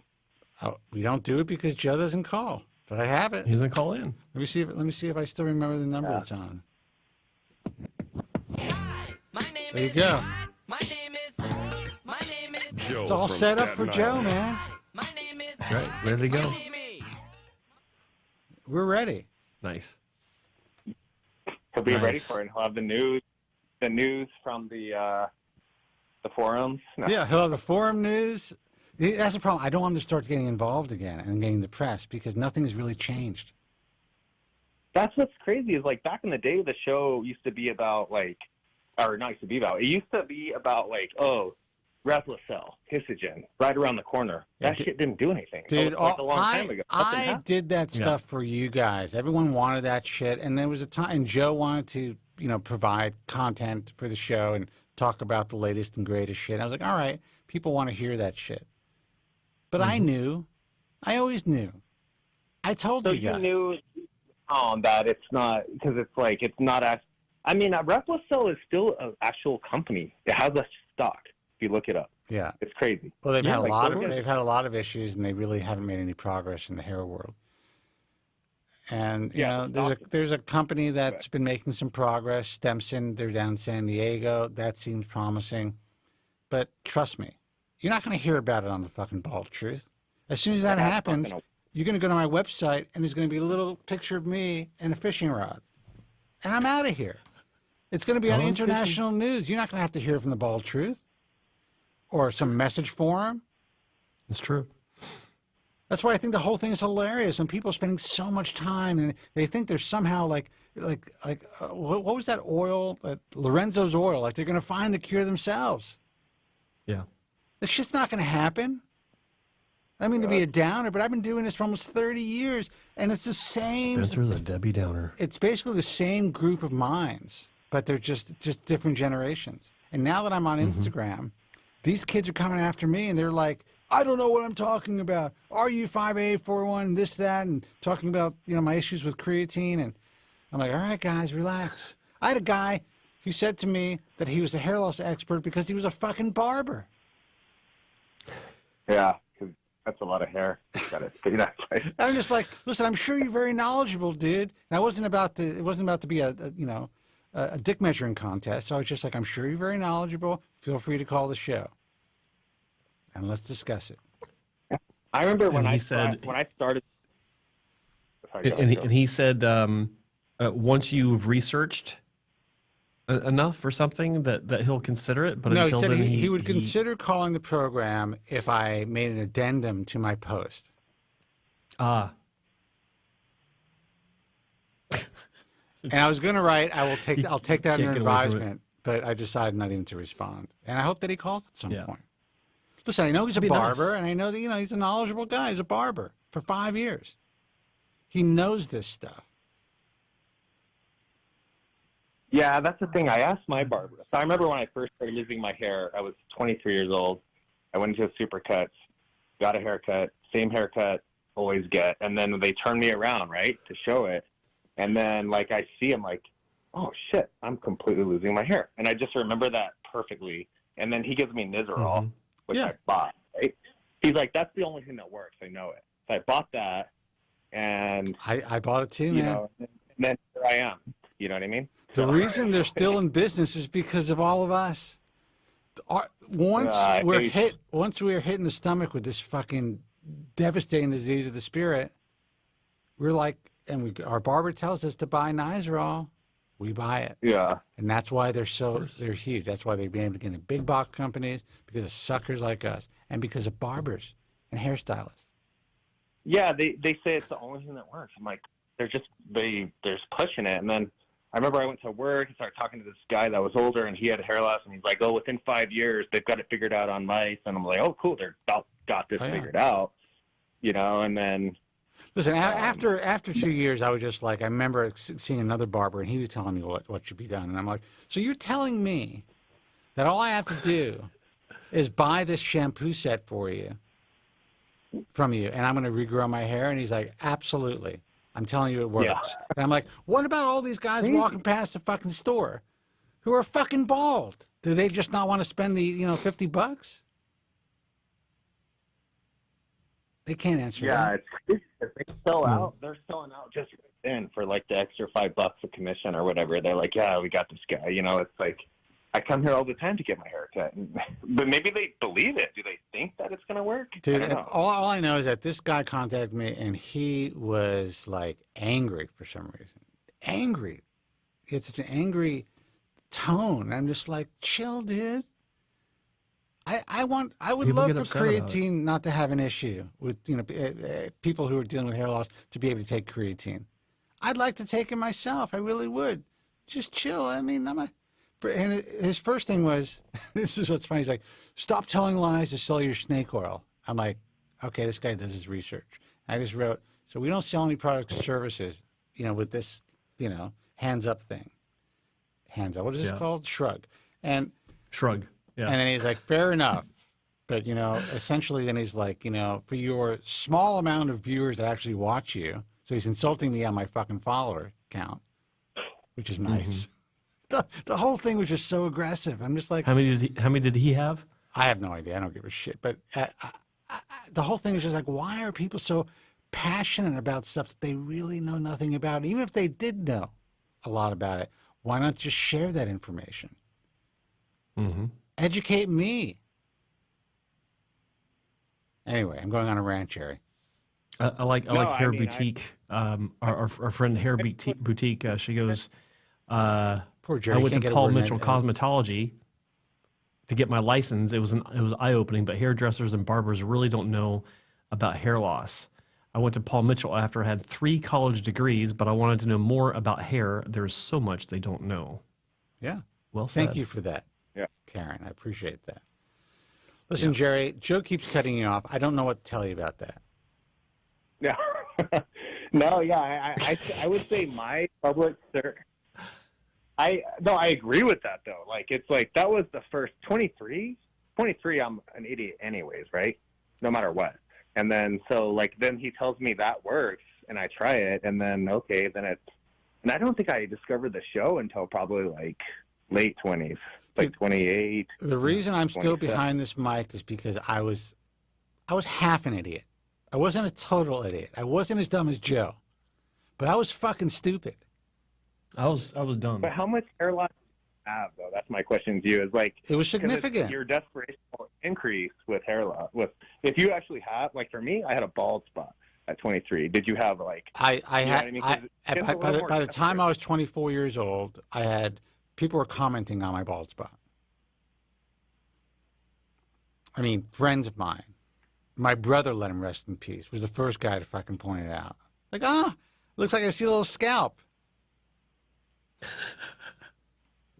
So, yeah.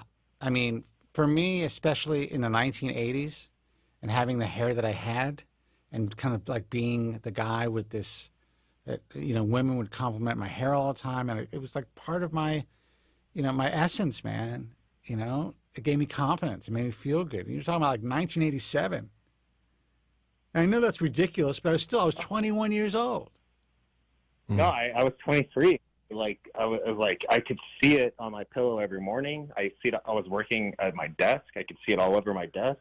That's the shed. I was 22 when I had my first 2 hair transplants because I got talked into it by my best friend and his doctor. I was 17 years old, sitting in the high school cafeteria, and some dipshit was going behind everyone, all the guys sitting there, like a duck, duck, goose kind of situation. That's such a fucked you up will, story. you won't, you won't, you won't, you will, you won't. And he gets to me and says, you will. I'm like, I will what? What are you talking about? You're going to be bald, dude. I can see it back here. You look like my dad. I was 17 years old. It's heavy. I was sitting in high school. It's like, who does that? At least your father. I'll tell you who does that. Other high school people. Well, at least your father. What's that? I was at a restaurant with my father and my mother, and I was at a time where like I was trying to hide my temporal loss, and that's when I kind of started to wear more hairspray. And he's like, he goes, you have so much hair in the front, it looks like you're wearing a wig. And I'm like, do you not know that I'm dealing with hair loss, motherfucker? This is my father. I'm a kid. Thanks, Dad. Thank you for calling me to take me out to dinner with Mom. I appreciate this, but I'm going back to Queens. Good night. Anyway, we could rant about this all day, but I just lost my train of thought. But anyway, Jerry, I really appreciate the fact that you called. We missed you. Yeah.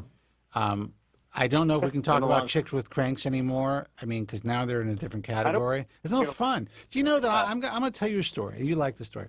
I'm sitting at the Peninsula Hotel, having a couple of drinks. This is about a year and a half. Actually, it may have even been pre-pandemic. And this Asian chick sits next to me and starts to chat me up, and we're talking. And I'm like, I think she looks a little masculine, but, you know, she's a nice-looking lady, you know. And then she reveals to me that she's a chick with a crank. And I'm like, all right. I didn't want to say I knew it because she looked pretty feminine. She still looked pretty good. I was like, score. No, I mean, so anyway, long story short, I end up hanging out with her. You know, we have drinks. I probably paid for the bill. I was very, you know, cordial. I thought she had a really interesting story. She came from a very wealthy family in Asia. It was really interesting. And I guess I had enough drinks to give her my phone number when she asked me for it. So the next, what'd you say? There's nothing wrong with that. No. So the next day, well, I'm not saying it got late or anything, but and there would be nothing wrong with that, but I didn't. So the next day, she sends me this picture of her, and she goes, "I just wanted to say hi, see if you want to hang out." She sends me a picture, and attractive person, but it's a dude with breasts, basically.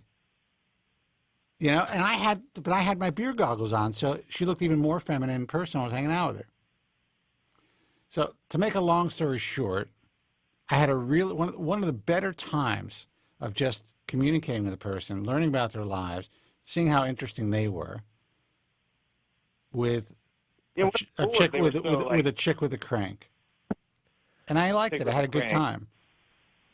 Yeah, I mean, and like they were so open about it, right? Like I've had that same situation where it's like I was at a bar and like somebody's like, "Oh, that guy looks, or that girl looks a little too masculine," and to this day I feel guilty because when somebody says, when someone says that, you send them drinks, though, Jerry. That's what I do. Yeah, but not, you know, that's not how they interpret it. You know what I mean? Like that's what I was thinking. I was like, okay, bartender, drinks for that lady over there or whatever. Yeah. You know. Yeah. No, but like I just felt guilty because like I did the look, and then it's like that's cool that person was so open about it too. You know what I mean? Well, like what was cool is her story. Her story was really interesting, and it was very difficult for her as a kid. And she came from a very strict Asian background, wealthy family. You know, I mean, I think she had a suite at the Peninsula. I mean, it was a whole thing. We hung out for like an hour and a half or something. And I just found it, you know, interesting. Anyway, I thought that would be an interesting story for you because, you know, that's your thing, man. Yeah. But, I mean, going back to the I mean, it was a chick with a crank. With like, sorry, I was gonna.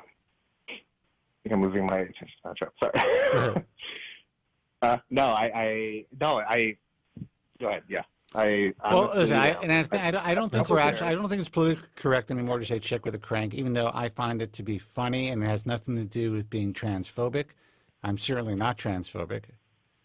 You know, this person believes that they're a woman, then they're a fucking woman. That's how I feel about it. There's a woman with a crank. Sometimes they don't. Woman with a crank. I got no problem with that. What's crazy is like it takes a while to like. The surgery is so good and whatever's so good, right, that you can't really even tell most of the time. What does that say? Listen to me. You know what I mean? If this person had the entire works done and I had no idea until after, I wouldn't give a shit. I'd be like, yeah, so when you're on, you're like, oh, shit, really? who cares later on? But it's just like it comes down to some of the, like, you know, you got bigger hands or whatever, but maybe not. Maybe it's. But I'm telling you, like online, you look at people, like, I don't know, a good example, but you can't even tell the difference. Like, you're like, oh, that's not only a man, it's like the hottest fucking chick you've seen in a long time. Absolutely. Listen, the only reason I'm bringing this up now in this very politically, correct environment, or beyond like crazy environment, is that when you used to call back in the day, we were able to speak freely and openly about you and Joe's proclivity for chicks with cranks. Yeah. Joe from Staten Island. Joe from Staten Island. That's so weird about it, right? And now we can't say now if people, I mean, anyone who's listening to the entire show in context they're gonna think this is fine, but that's just the way that it was. You guys like chicks with cranks, and we talked about it. It was fun. People like me that, you know, maybe may or may not, maybe not, maybe neither here nor there, seek out a chick with a crank, right? Yeah. Like, we could talk about it back then, but now I don't think I can do that anymore. Isn't that interesting? You can't do that anymore because now it's not. People are going to look at it as some sort of a fetish as opposed to this is just your sexual preference. It's fucked up, man. If I remember right, Joe was more post-op because he's not gay. Joe wasn't into the crank. He liked the whole post-op situation. It had to be a full-on post-op. Joe's getting very uncomfortable, by the way. A full-on post-op situation for Joe from Staten Island. I can't see the camera. No cranks involved. I just rather the channel not be struck for whatever. Are we losing? That's okay. Right now? No. I don't think that would happen. But if it does, you know, it's fucking meant to be. Oh, we could bring it back to the hair loss. We could bring it back. Yeah. Like, no, but my public service announcement is don't take our U58841. Like, I did it. I mean, if you're really, for me, it worked. When dutasteride 2.5 milligrams did not work. But the problem is, like, I swear my testicles shrunk. I kid you not, they shrunk. And they grew back years later. But really? They shrunk for, wow. Yeah, they were literally small. No chest hair. You know what I mean? Like, very little. And now that grew back, but it was like they were literally smaller. Masturbation kind of just lost interest in it. You know what I mean? But it was like more work than it was worth in my late 20s, right? So I bet you made a lot of money during that time. I made a lot of money. Yeah. That time. So you were able to fucking concentrate, so it wasn't such a bad thing, man. Yeah. Well, I'm just saying for everybody else. You know what I mean? Mm-hmm. Like, my story is not for everybody, but like, no, it didn't. But now that I'm losing the hair again, now that the hair is right now, I'm like, I've lost more hair than ever. But like I said, working from home, 3 years or whatever, I don't care as much. But I'm thinking about just going back on Propecia. Well, like, listen, I mean, that's definitely a choice you can make, and you've already had experience with it. It's possible that you can regain some of what you've lost, but you know, let us know what you decide to do. You know, don't be a stranger, Jerry. It's nice to hear from you, man. It is nice to hear from you. Absolutely. I've been on this. I mean, this show. Hey, can I ask you a question? Whatever happened to Andrew Zarian? He's still around. He's still. You know, but what happened is he had 2 kids. He's a grown up now, and he's having a lot of success with his Matt Men podcast. He's on the radio for pro wrestling now, so he's doing pretty well. And Coco, like, what happened to Coco? Like, Andrew was like a big part of the show. Coco began to work for the man. He's got a union job, and that was it.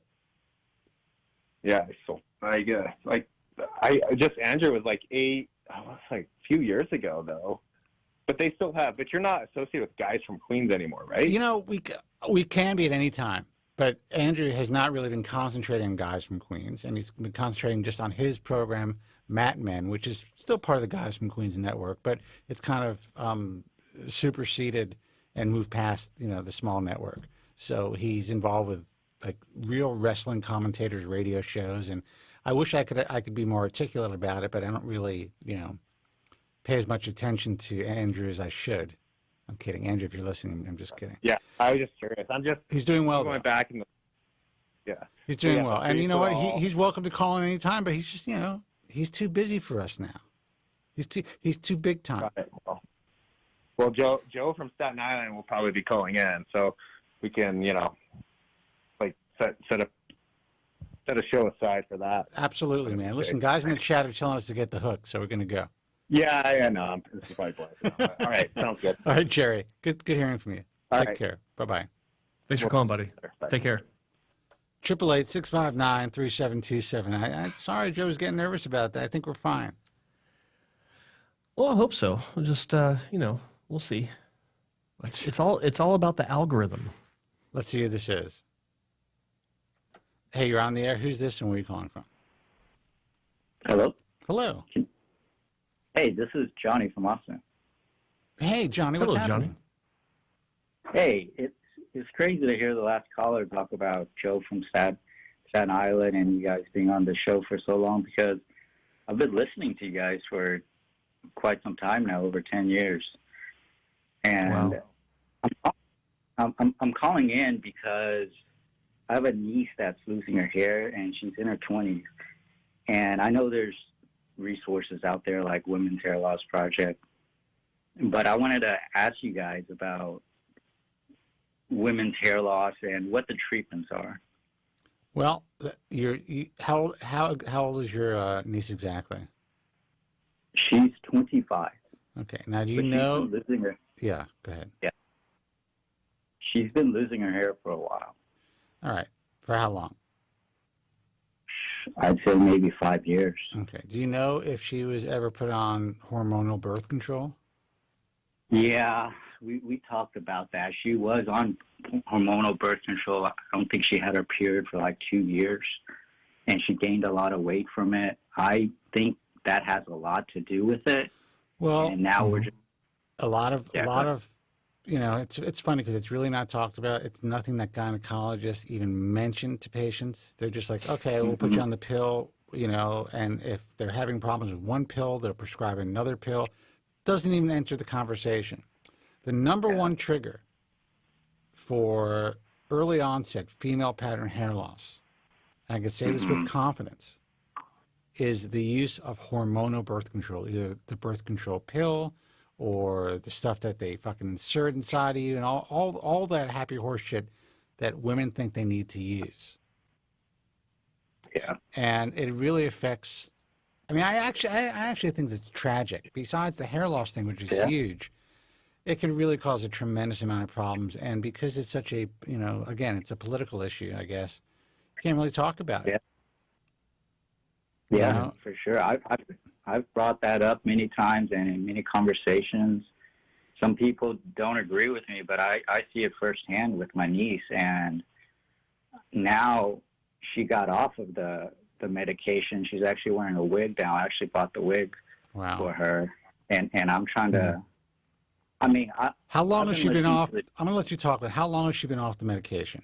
How was she on it for, a long period of time during the entire hair loss process? I think about 2 years. She was on it for about 2 years. So about when she was 19, 20, and then we could see her hair loss degrade drastically. I mean, I'm calling into this show because I had hair loss or have hair loss, and I saw her hair loss decline way worse than even me. Now, did she notice a faster decline when she stopped using the pill, or while she was on it? Was that when you really noticed it? No, when she was on it, I saw a decline to like, I think she lost maybe 70% of her hair. Wow. And then she was trying to figure out what to do with it. And then I told her about the birth control and the stuff I read, and she stopped the birth control, saw her doctor, and it's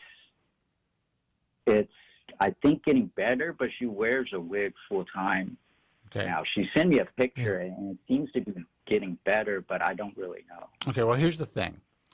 And Y from Women's Hair Loss Project would probably advise this as well. I don't know if she's in the chat or what, but first of all, your niece could always contact the Women's Hair Loss Project. But in Y's experience, and she talks about this in depth, she started to treat it early on, right away, within the first year or so of hair loss after she got off of birth control, which triggered her hair loss. Then she actually got on birth control again, which is supposedly a low androgen index birth control, a hair-friendly birth control pill, which a lot of doctors will put you on. And what I see and what she's spoken about, even when she was here and I interviewed her, was that one of her biggest regrets was not just waiting to see how her body responded once she was off all medication, to see if the hair loss would eventually reverse itself.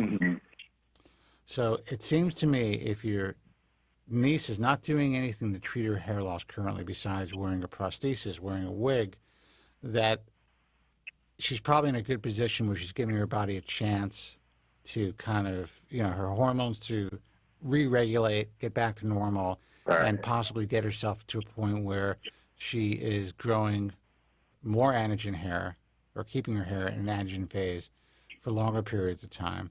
And she may end up regrowing a lot of hair. Yeah, I think that's what's happening. She's, as far as I know, she's not on birth control because I think I warned her about that. And she's growing back some hair. Let her know that you spoke to us. Yeah. Let her know she can reach out to the Women's Hair Loss Project. But also, I would not do anything. If she's growing hair back without doing anything, she should not treat her hair loss. Live her life. She could wear her wigs, so she feels comfortable when she's out and about. But it sounds like she may be recovering to some degree. Okay. So the Women's Hair Loss Project is in the chat. Yeah. So so maybe she can contact Women's Hair Loss Project and mention that her uncle called in, and she'll understand who she's talking about. Okay, that's good to know, and I'm familiar with the Women's Hair Loss Project. I used to read her content a lot, actually. Wow. So you mentioned treatment. So it sounds like the best treatment now is to not do anything. I would say that if she's already seeing a cessation of her hair loss and actually regrowth, just since she's been off birth control, she shouldn't fuck with it. Okay. Give it another year. She's currently wearing she's currently wearing hair. Give her another year. Let her body get back to normal, and she may recover. One thing she should also do is, how's her weight now? Now that because you told me that she gained a lot of weight as well from the pill. Yeah, I mean she's still overweight. She's trying to get back into the gym, but you don't want her to lose. Make sure she doesn't go on any crash diets. You don't want her to lose weight too quickly. Let it be a slow, natural process just from lifestyle changes and exercise. And it's very possible that she can re-regulate her hormones herself, and it's possible that she may overcome this without any other type of treatment or medication. Give it at least a year. Okay. It's been almost 2 years now, and maybe I'll check back in with her. I'm calling in because I know on the men's side there is finasteride that is a good treatment, but I wasn't very clear on the women's side.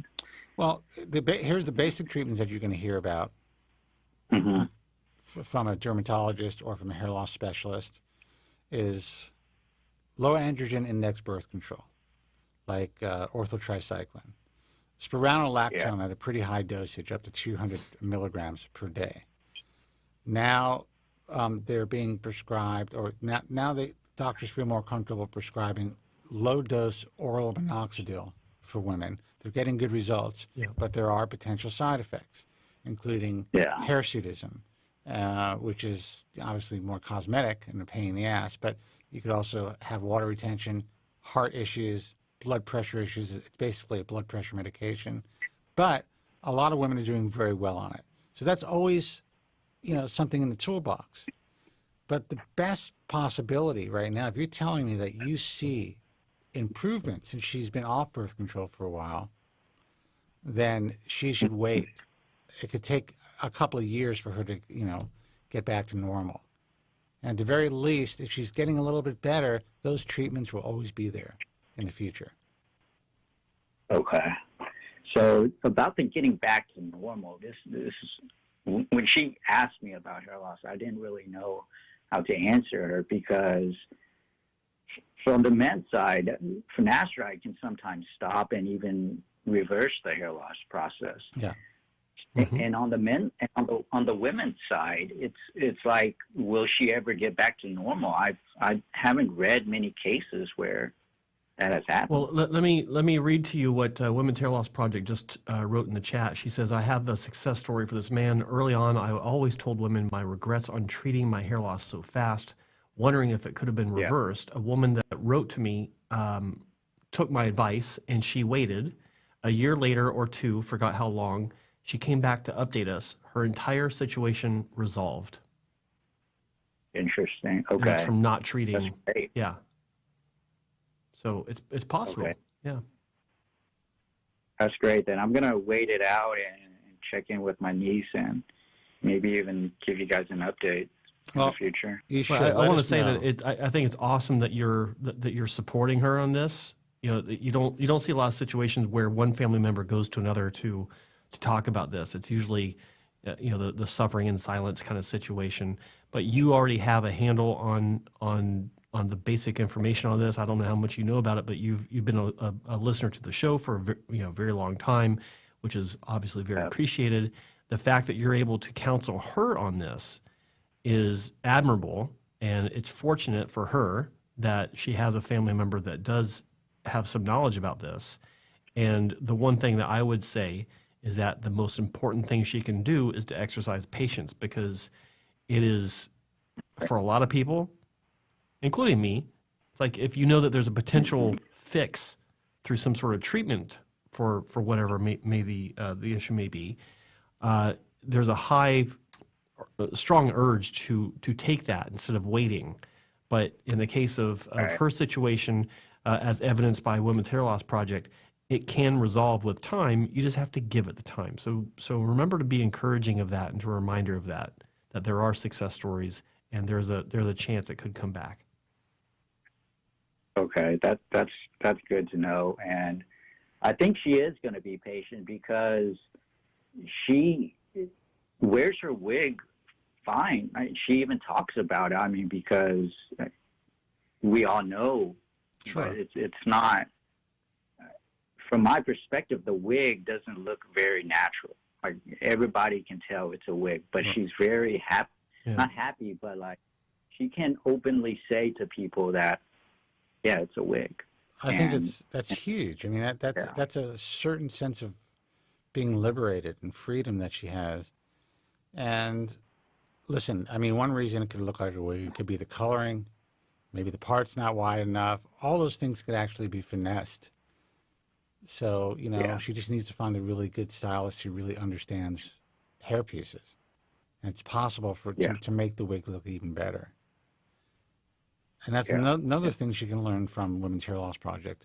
But if she's happy, don't bother with it.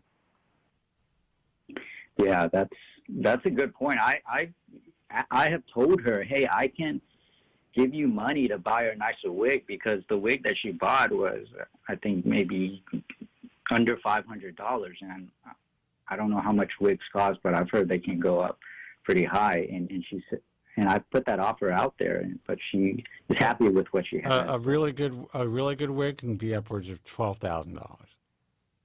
Yeah. But what's really good? It really all depends. You can get a really nice, natural-looking hairpiece that you can learn how to finesse and have colored for under. I've seen them for $2,500. I've seen them for less. A little less. But if you want to spend $4,000, you can get something really good. But even $2,500 range. Right. I know Women's Hair Loss Project may have to chime in on this. I mean, I may not be sure of the numbers, but I've actually seen some really good lace fronts and, like Scheidels from Scheidel companies for like, $1,700, $1,800 that look great.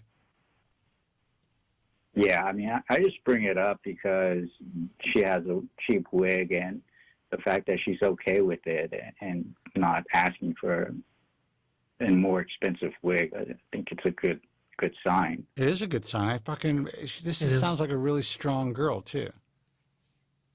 Oh yeah, I mean, I don't know how she is going through what she's going through. I mean, I know you guys have talked about men breaking down with this, and for her as a girl, that it takes a lot of strength. You know, I have to tell you, it's a lot more taboo for women. It is, but I also think Right. women have a level of strength that, as guys, we don't fully grasp.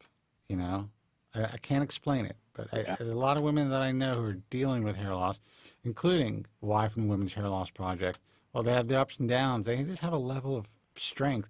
You know, and this is not to diminish it in any way, but you know, for guys, in some cases it's easier because society accepts it, and in some cases it's more difficult because it's more difficult for us to replace our hair. Not everyone's a great candidate for hair transplant. Medication doesn't work for every guy, and to wear a prosthetic, to wear a hairpiece, even today, while it's getting easier for guys, it's still taboo. But a woman could get a great wig, and it's like, you go, girl. You know? Yeah. So, yeah. Look, it's not to diminish. I mean, it's tough, man. It's a tough situation. I admire you. I admire your niece, who's obviously handling this well. But the fact that you expressed that you see an improvement since she's been off birth control means that she is improving. And it's very possible she could have a full recovery. And Wife and Women's Hair Loss Project just noted that there's a company called Milano Wigs, and they have really good hair pieces for around $2,500. You can probably find them online, Milano. Okay, I wrote that down. All right, brother. Well, all right. Yeah, thanks, guys. I appreciate it. You guys, you hang in there, and you know, call us whenever you need us. And your niece is always welcome to call if she's ever comfortable enough to pick up the phone. Yeah. Yeah. All right. Thanks, guys. Okay. Take care. Bye. All right. All right, Tillman. So, what do you say? Take another call or go? Let's do another call. All right. We got a late start. Hey, you're on the air. Who's this, and where are you calling from? Hey, this is John. I'm calling from Miami, Florida. John from Miami. How are you, man? What's up, John? So I have a couple of questions for you guys. Having surgery in a couple of weeks, and I wanted to call in to see what you guys thought of. What do you guys think of PRP before a transplant? Well, first of all, let's step back for a second.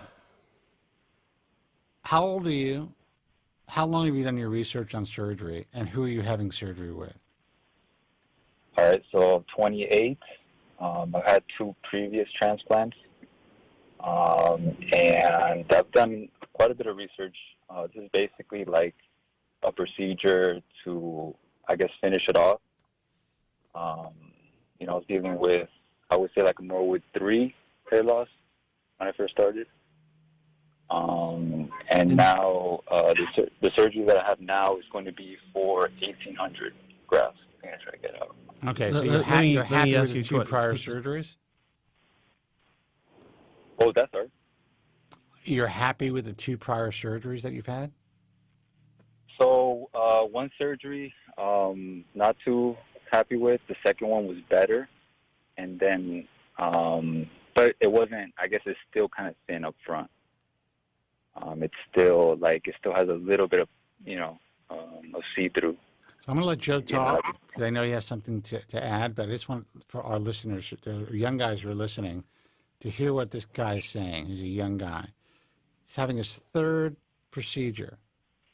Not 1 and done, not 2 and done, but this is number 3. And the first 2 didn't get him to the point where he was very satisfied.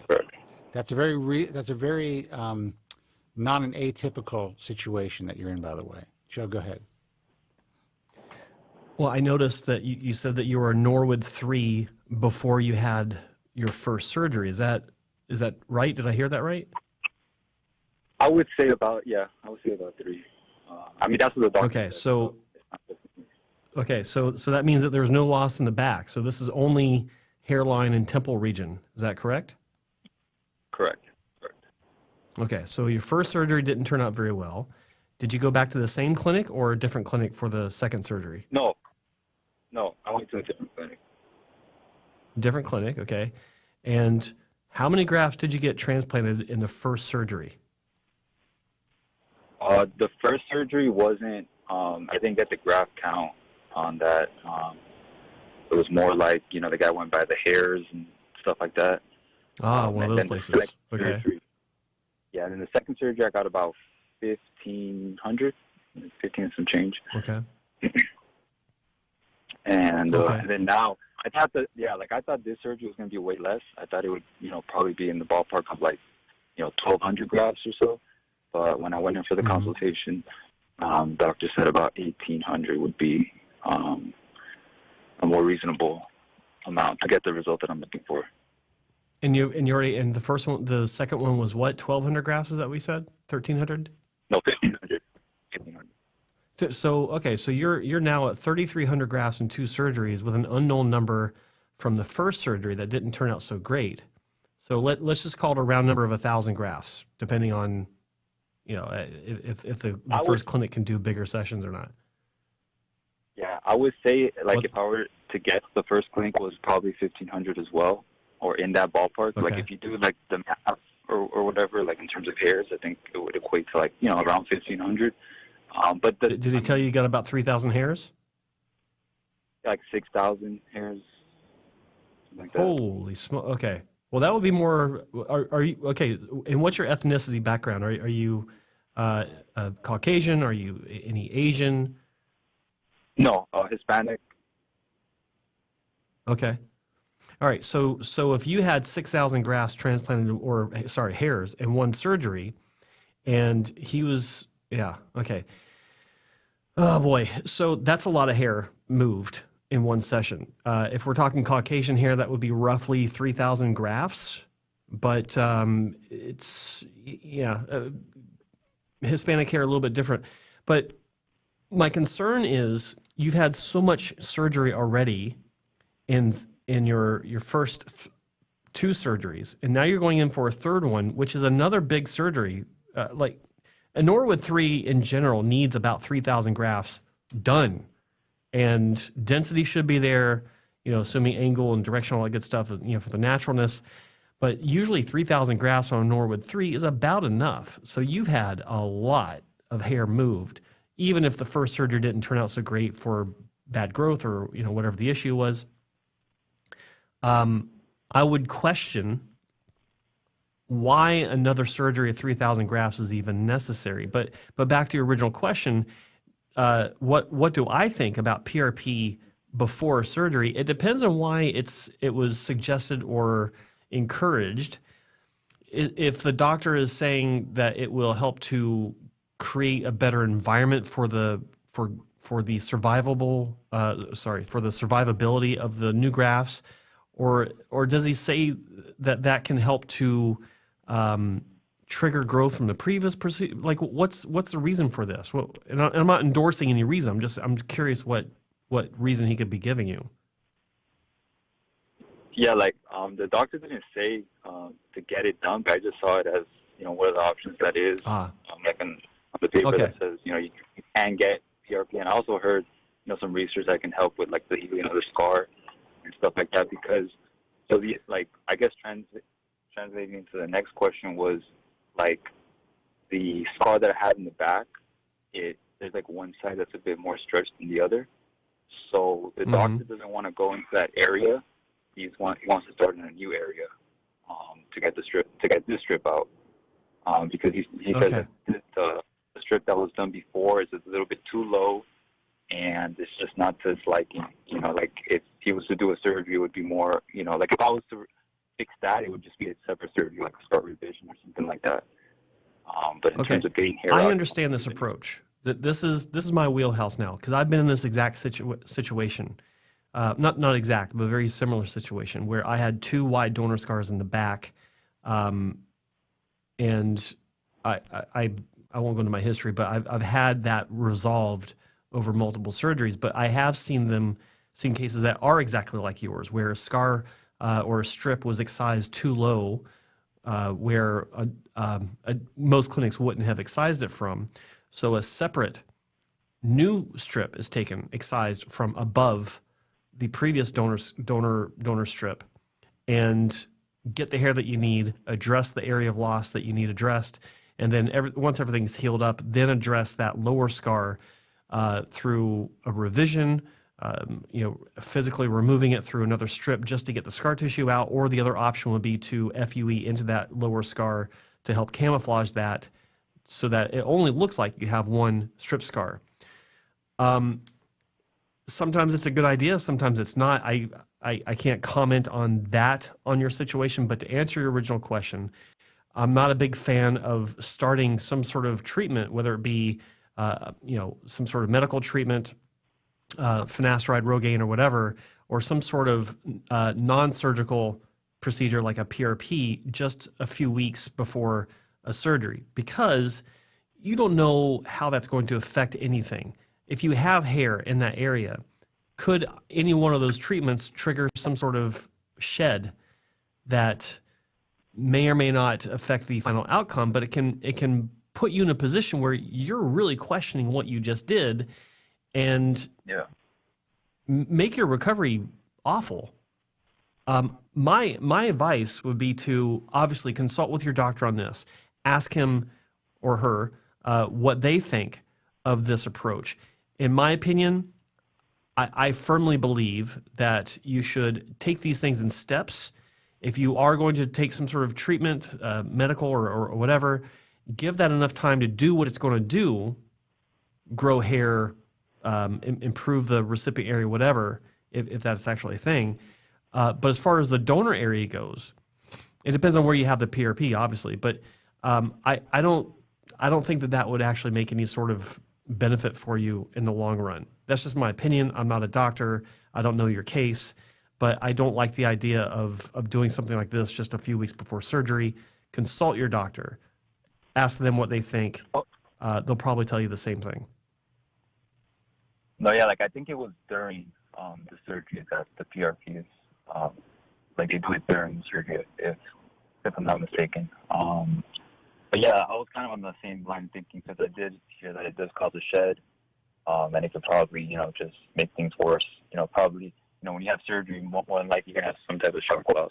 So having that times 2 would probably be, but I just thought that maybe in terms of the healing, it might be better, to at least try it out. But, after hearing it from you guys, I think it would be better to just do it by its own. Well, yeah, I mean, there are doctors that do recommend it after the surgery or during the surgery to aid with healing.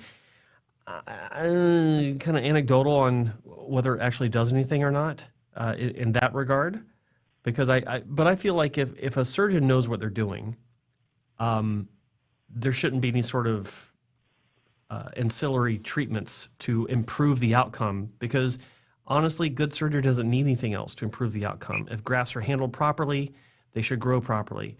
In your case, you're having a strip surgery. If the strip is opened and closed properly, the way an experienced surgeon would know, then there's really not much that any sort of additional treatments could do to help it to begin with, as far as the healing goes.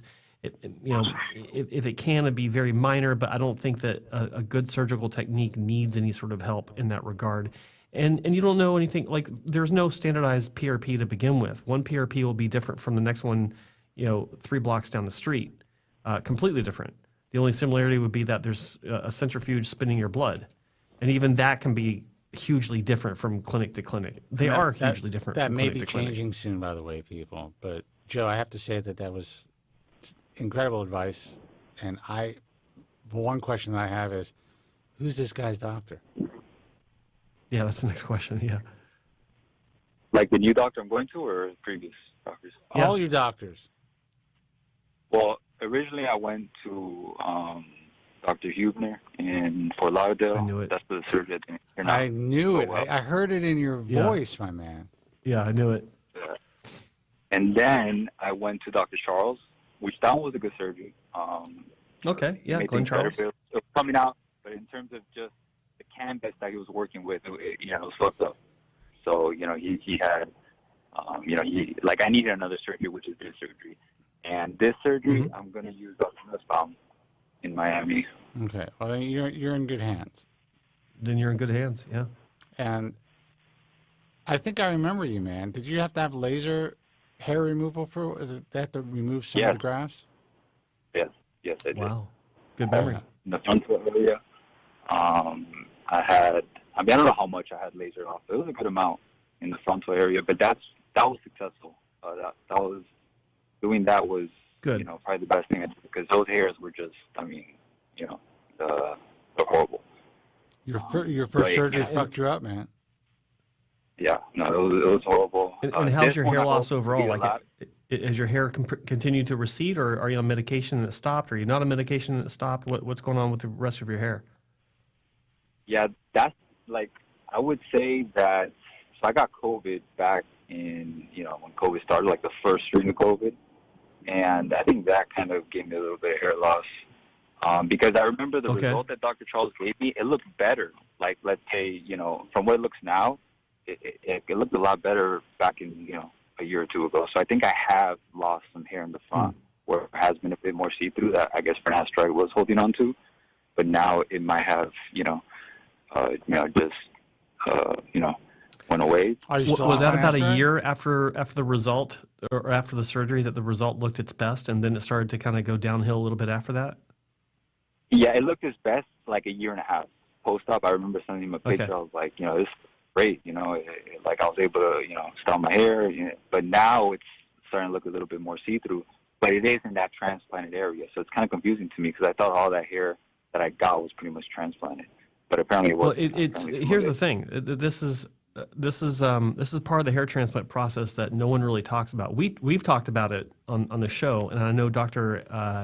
Bonsall from Eugenics has talked about it. But sometimes, a lot of times actually, the result won't look quite as full from when you get your final result a year to year and a half after the surgery. That's when it usually looks its best. I usually say within the first 2 years, it looks its best. And then it can start looking like it's kind of going downhill a little bit. And that's because of the cycling of those hairs that were transplanted.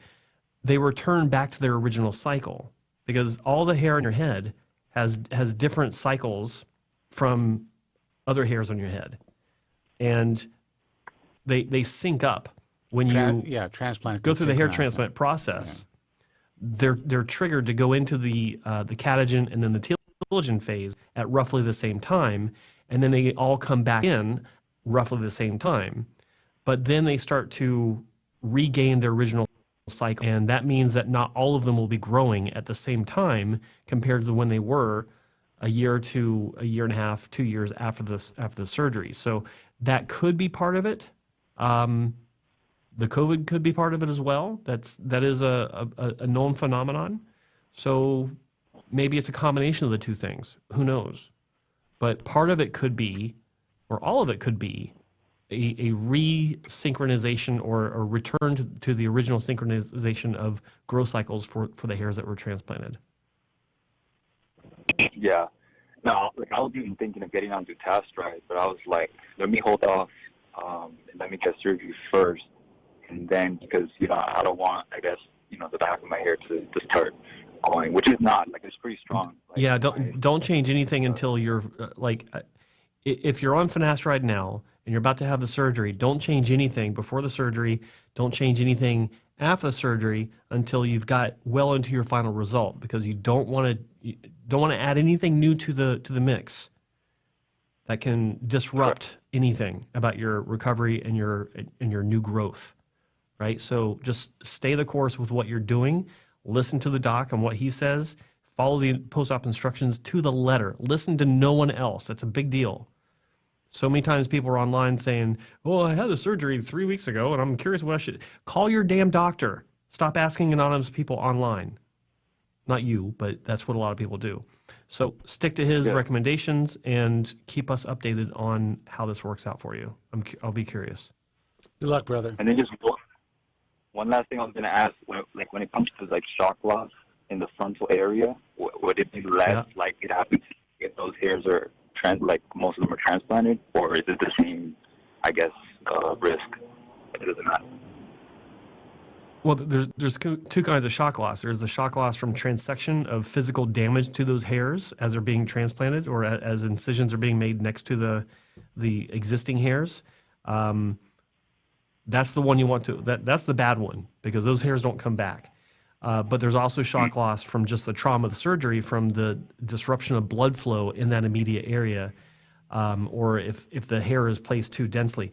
That will be an issue with Dr. Nussbaum. He doesn't overpack them. He's very judicious with how he makes these incisions and the density that he gives it. And I highly doubt that there would be any sort of transection. He's a very skilled surgeon, very consistent. So there could be some shock due to the interruption of blood flow. But yeah, I mean, that's unpredictable. But just the surgery itself can cause temporary shock loss, shedding that does come back. Usually 3 to 5 months, roughly when the new grafts that were placed also start to break ground and grow. So you should see any shock loss that you experience come back within 3 to 5 months or start to come back. Okay, cool. All right, brother. Good luck. All right. Keep us posted. Okay, bye-bye. Thanks for calling. All right, guys. Good show. Good show. We got off a rough start, but it worked out. Yeah. Well, it's still really bugging me that I see myself coming through one fucking channel. So anyone who's listening to me on their headset are going to be like, what's going on? And if they're like me and I just put one side in, they're not going to hear me. Yeah. Your internet froze, by the way. Yeah, I see that. All right, guys, let's call it a night. We're going to call the show. Yeah, thank we can. Thank you so much for tuning in. Looking forward to having Joe from Staten Island check in, hopefully next week. Who knows? Who knows? We will see. Until next time, people, be strong, God bless, and thank you all so much for listening. Have a good night. Thank you very much. I'm sorry for any inconvenience you may have been put to prior to the program, and I'm glad you enjoyed it. And if you could now leave.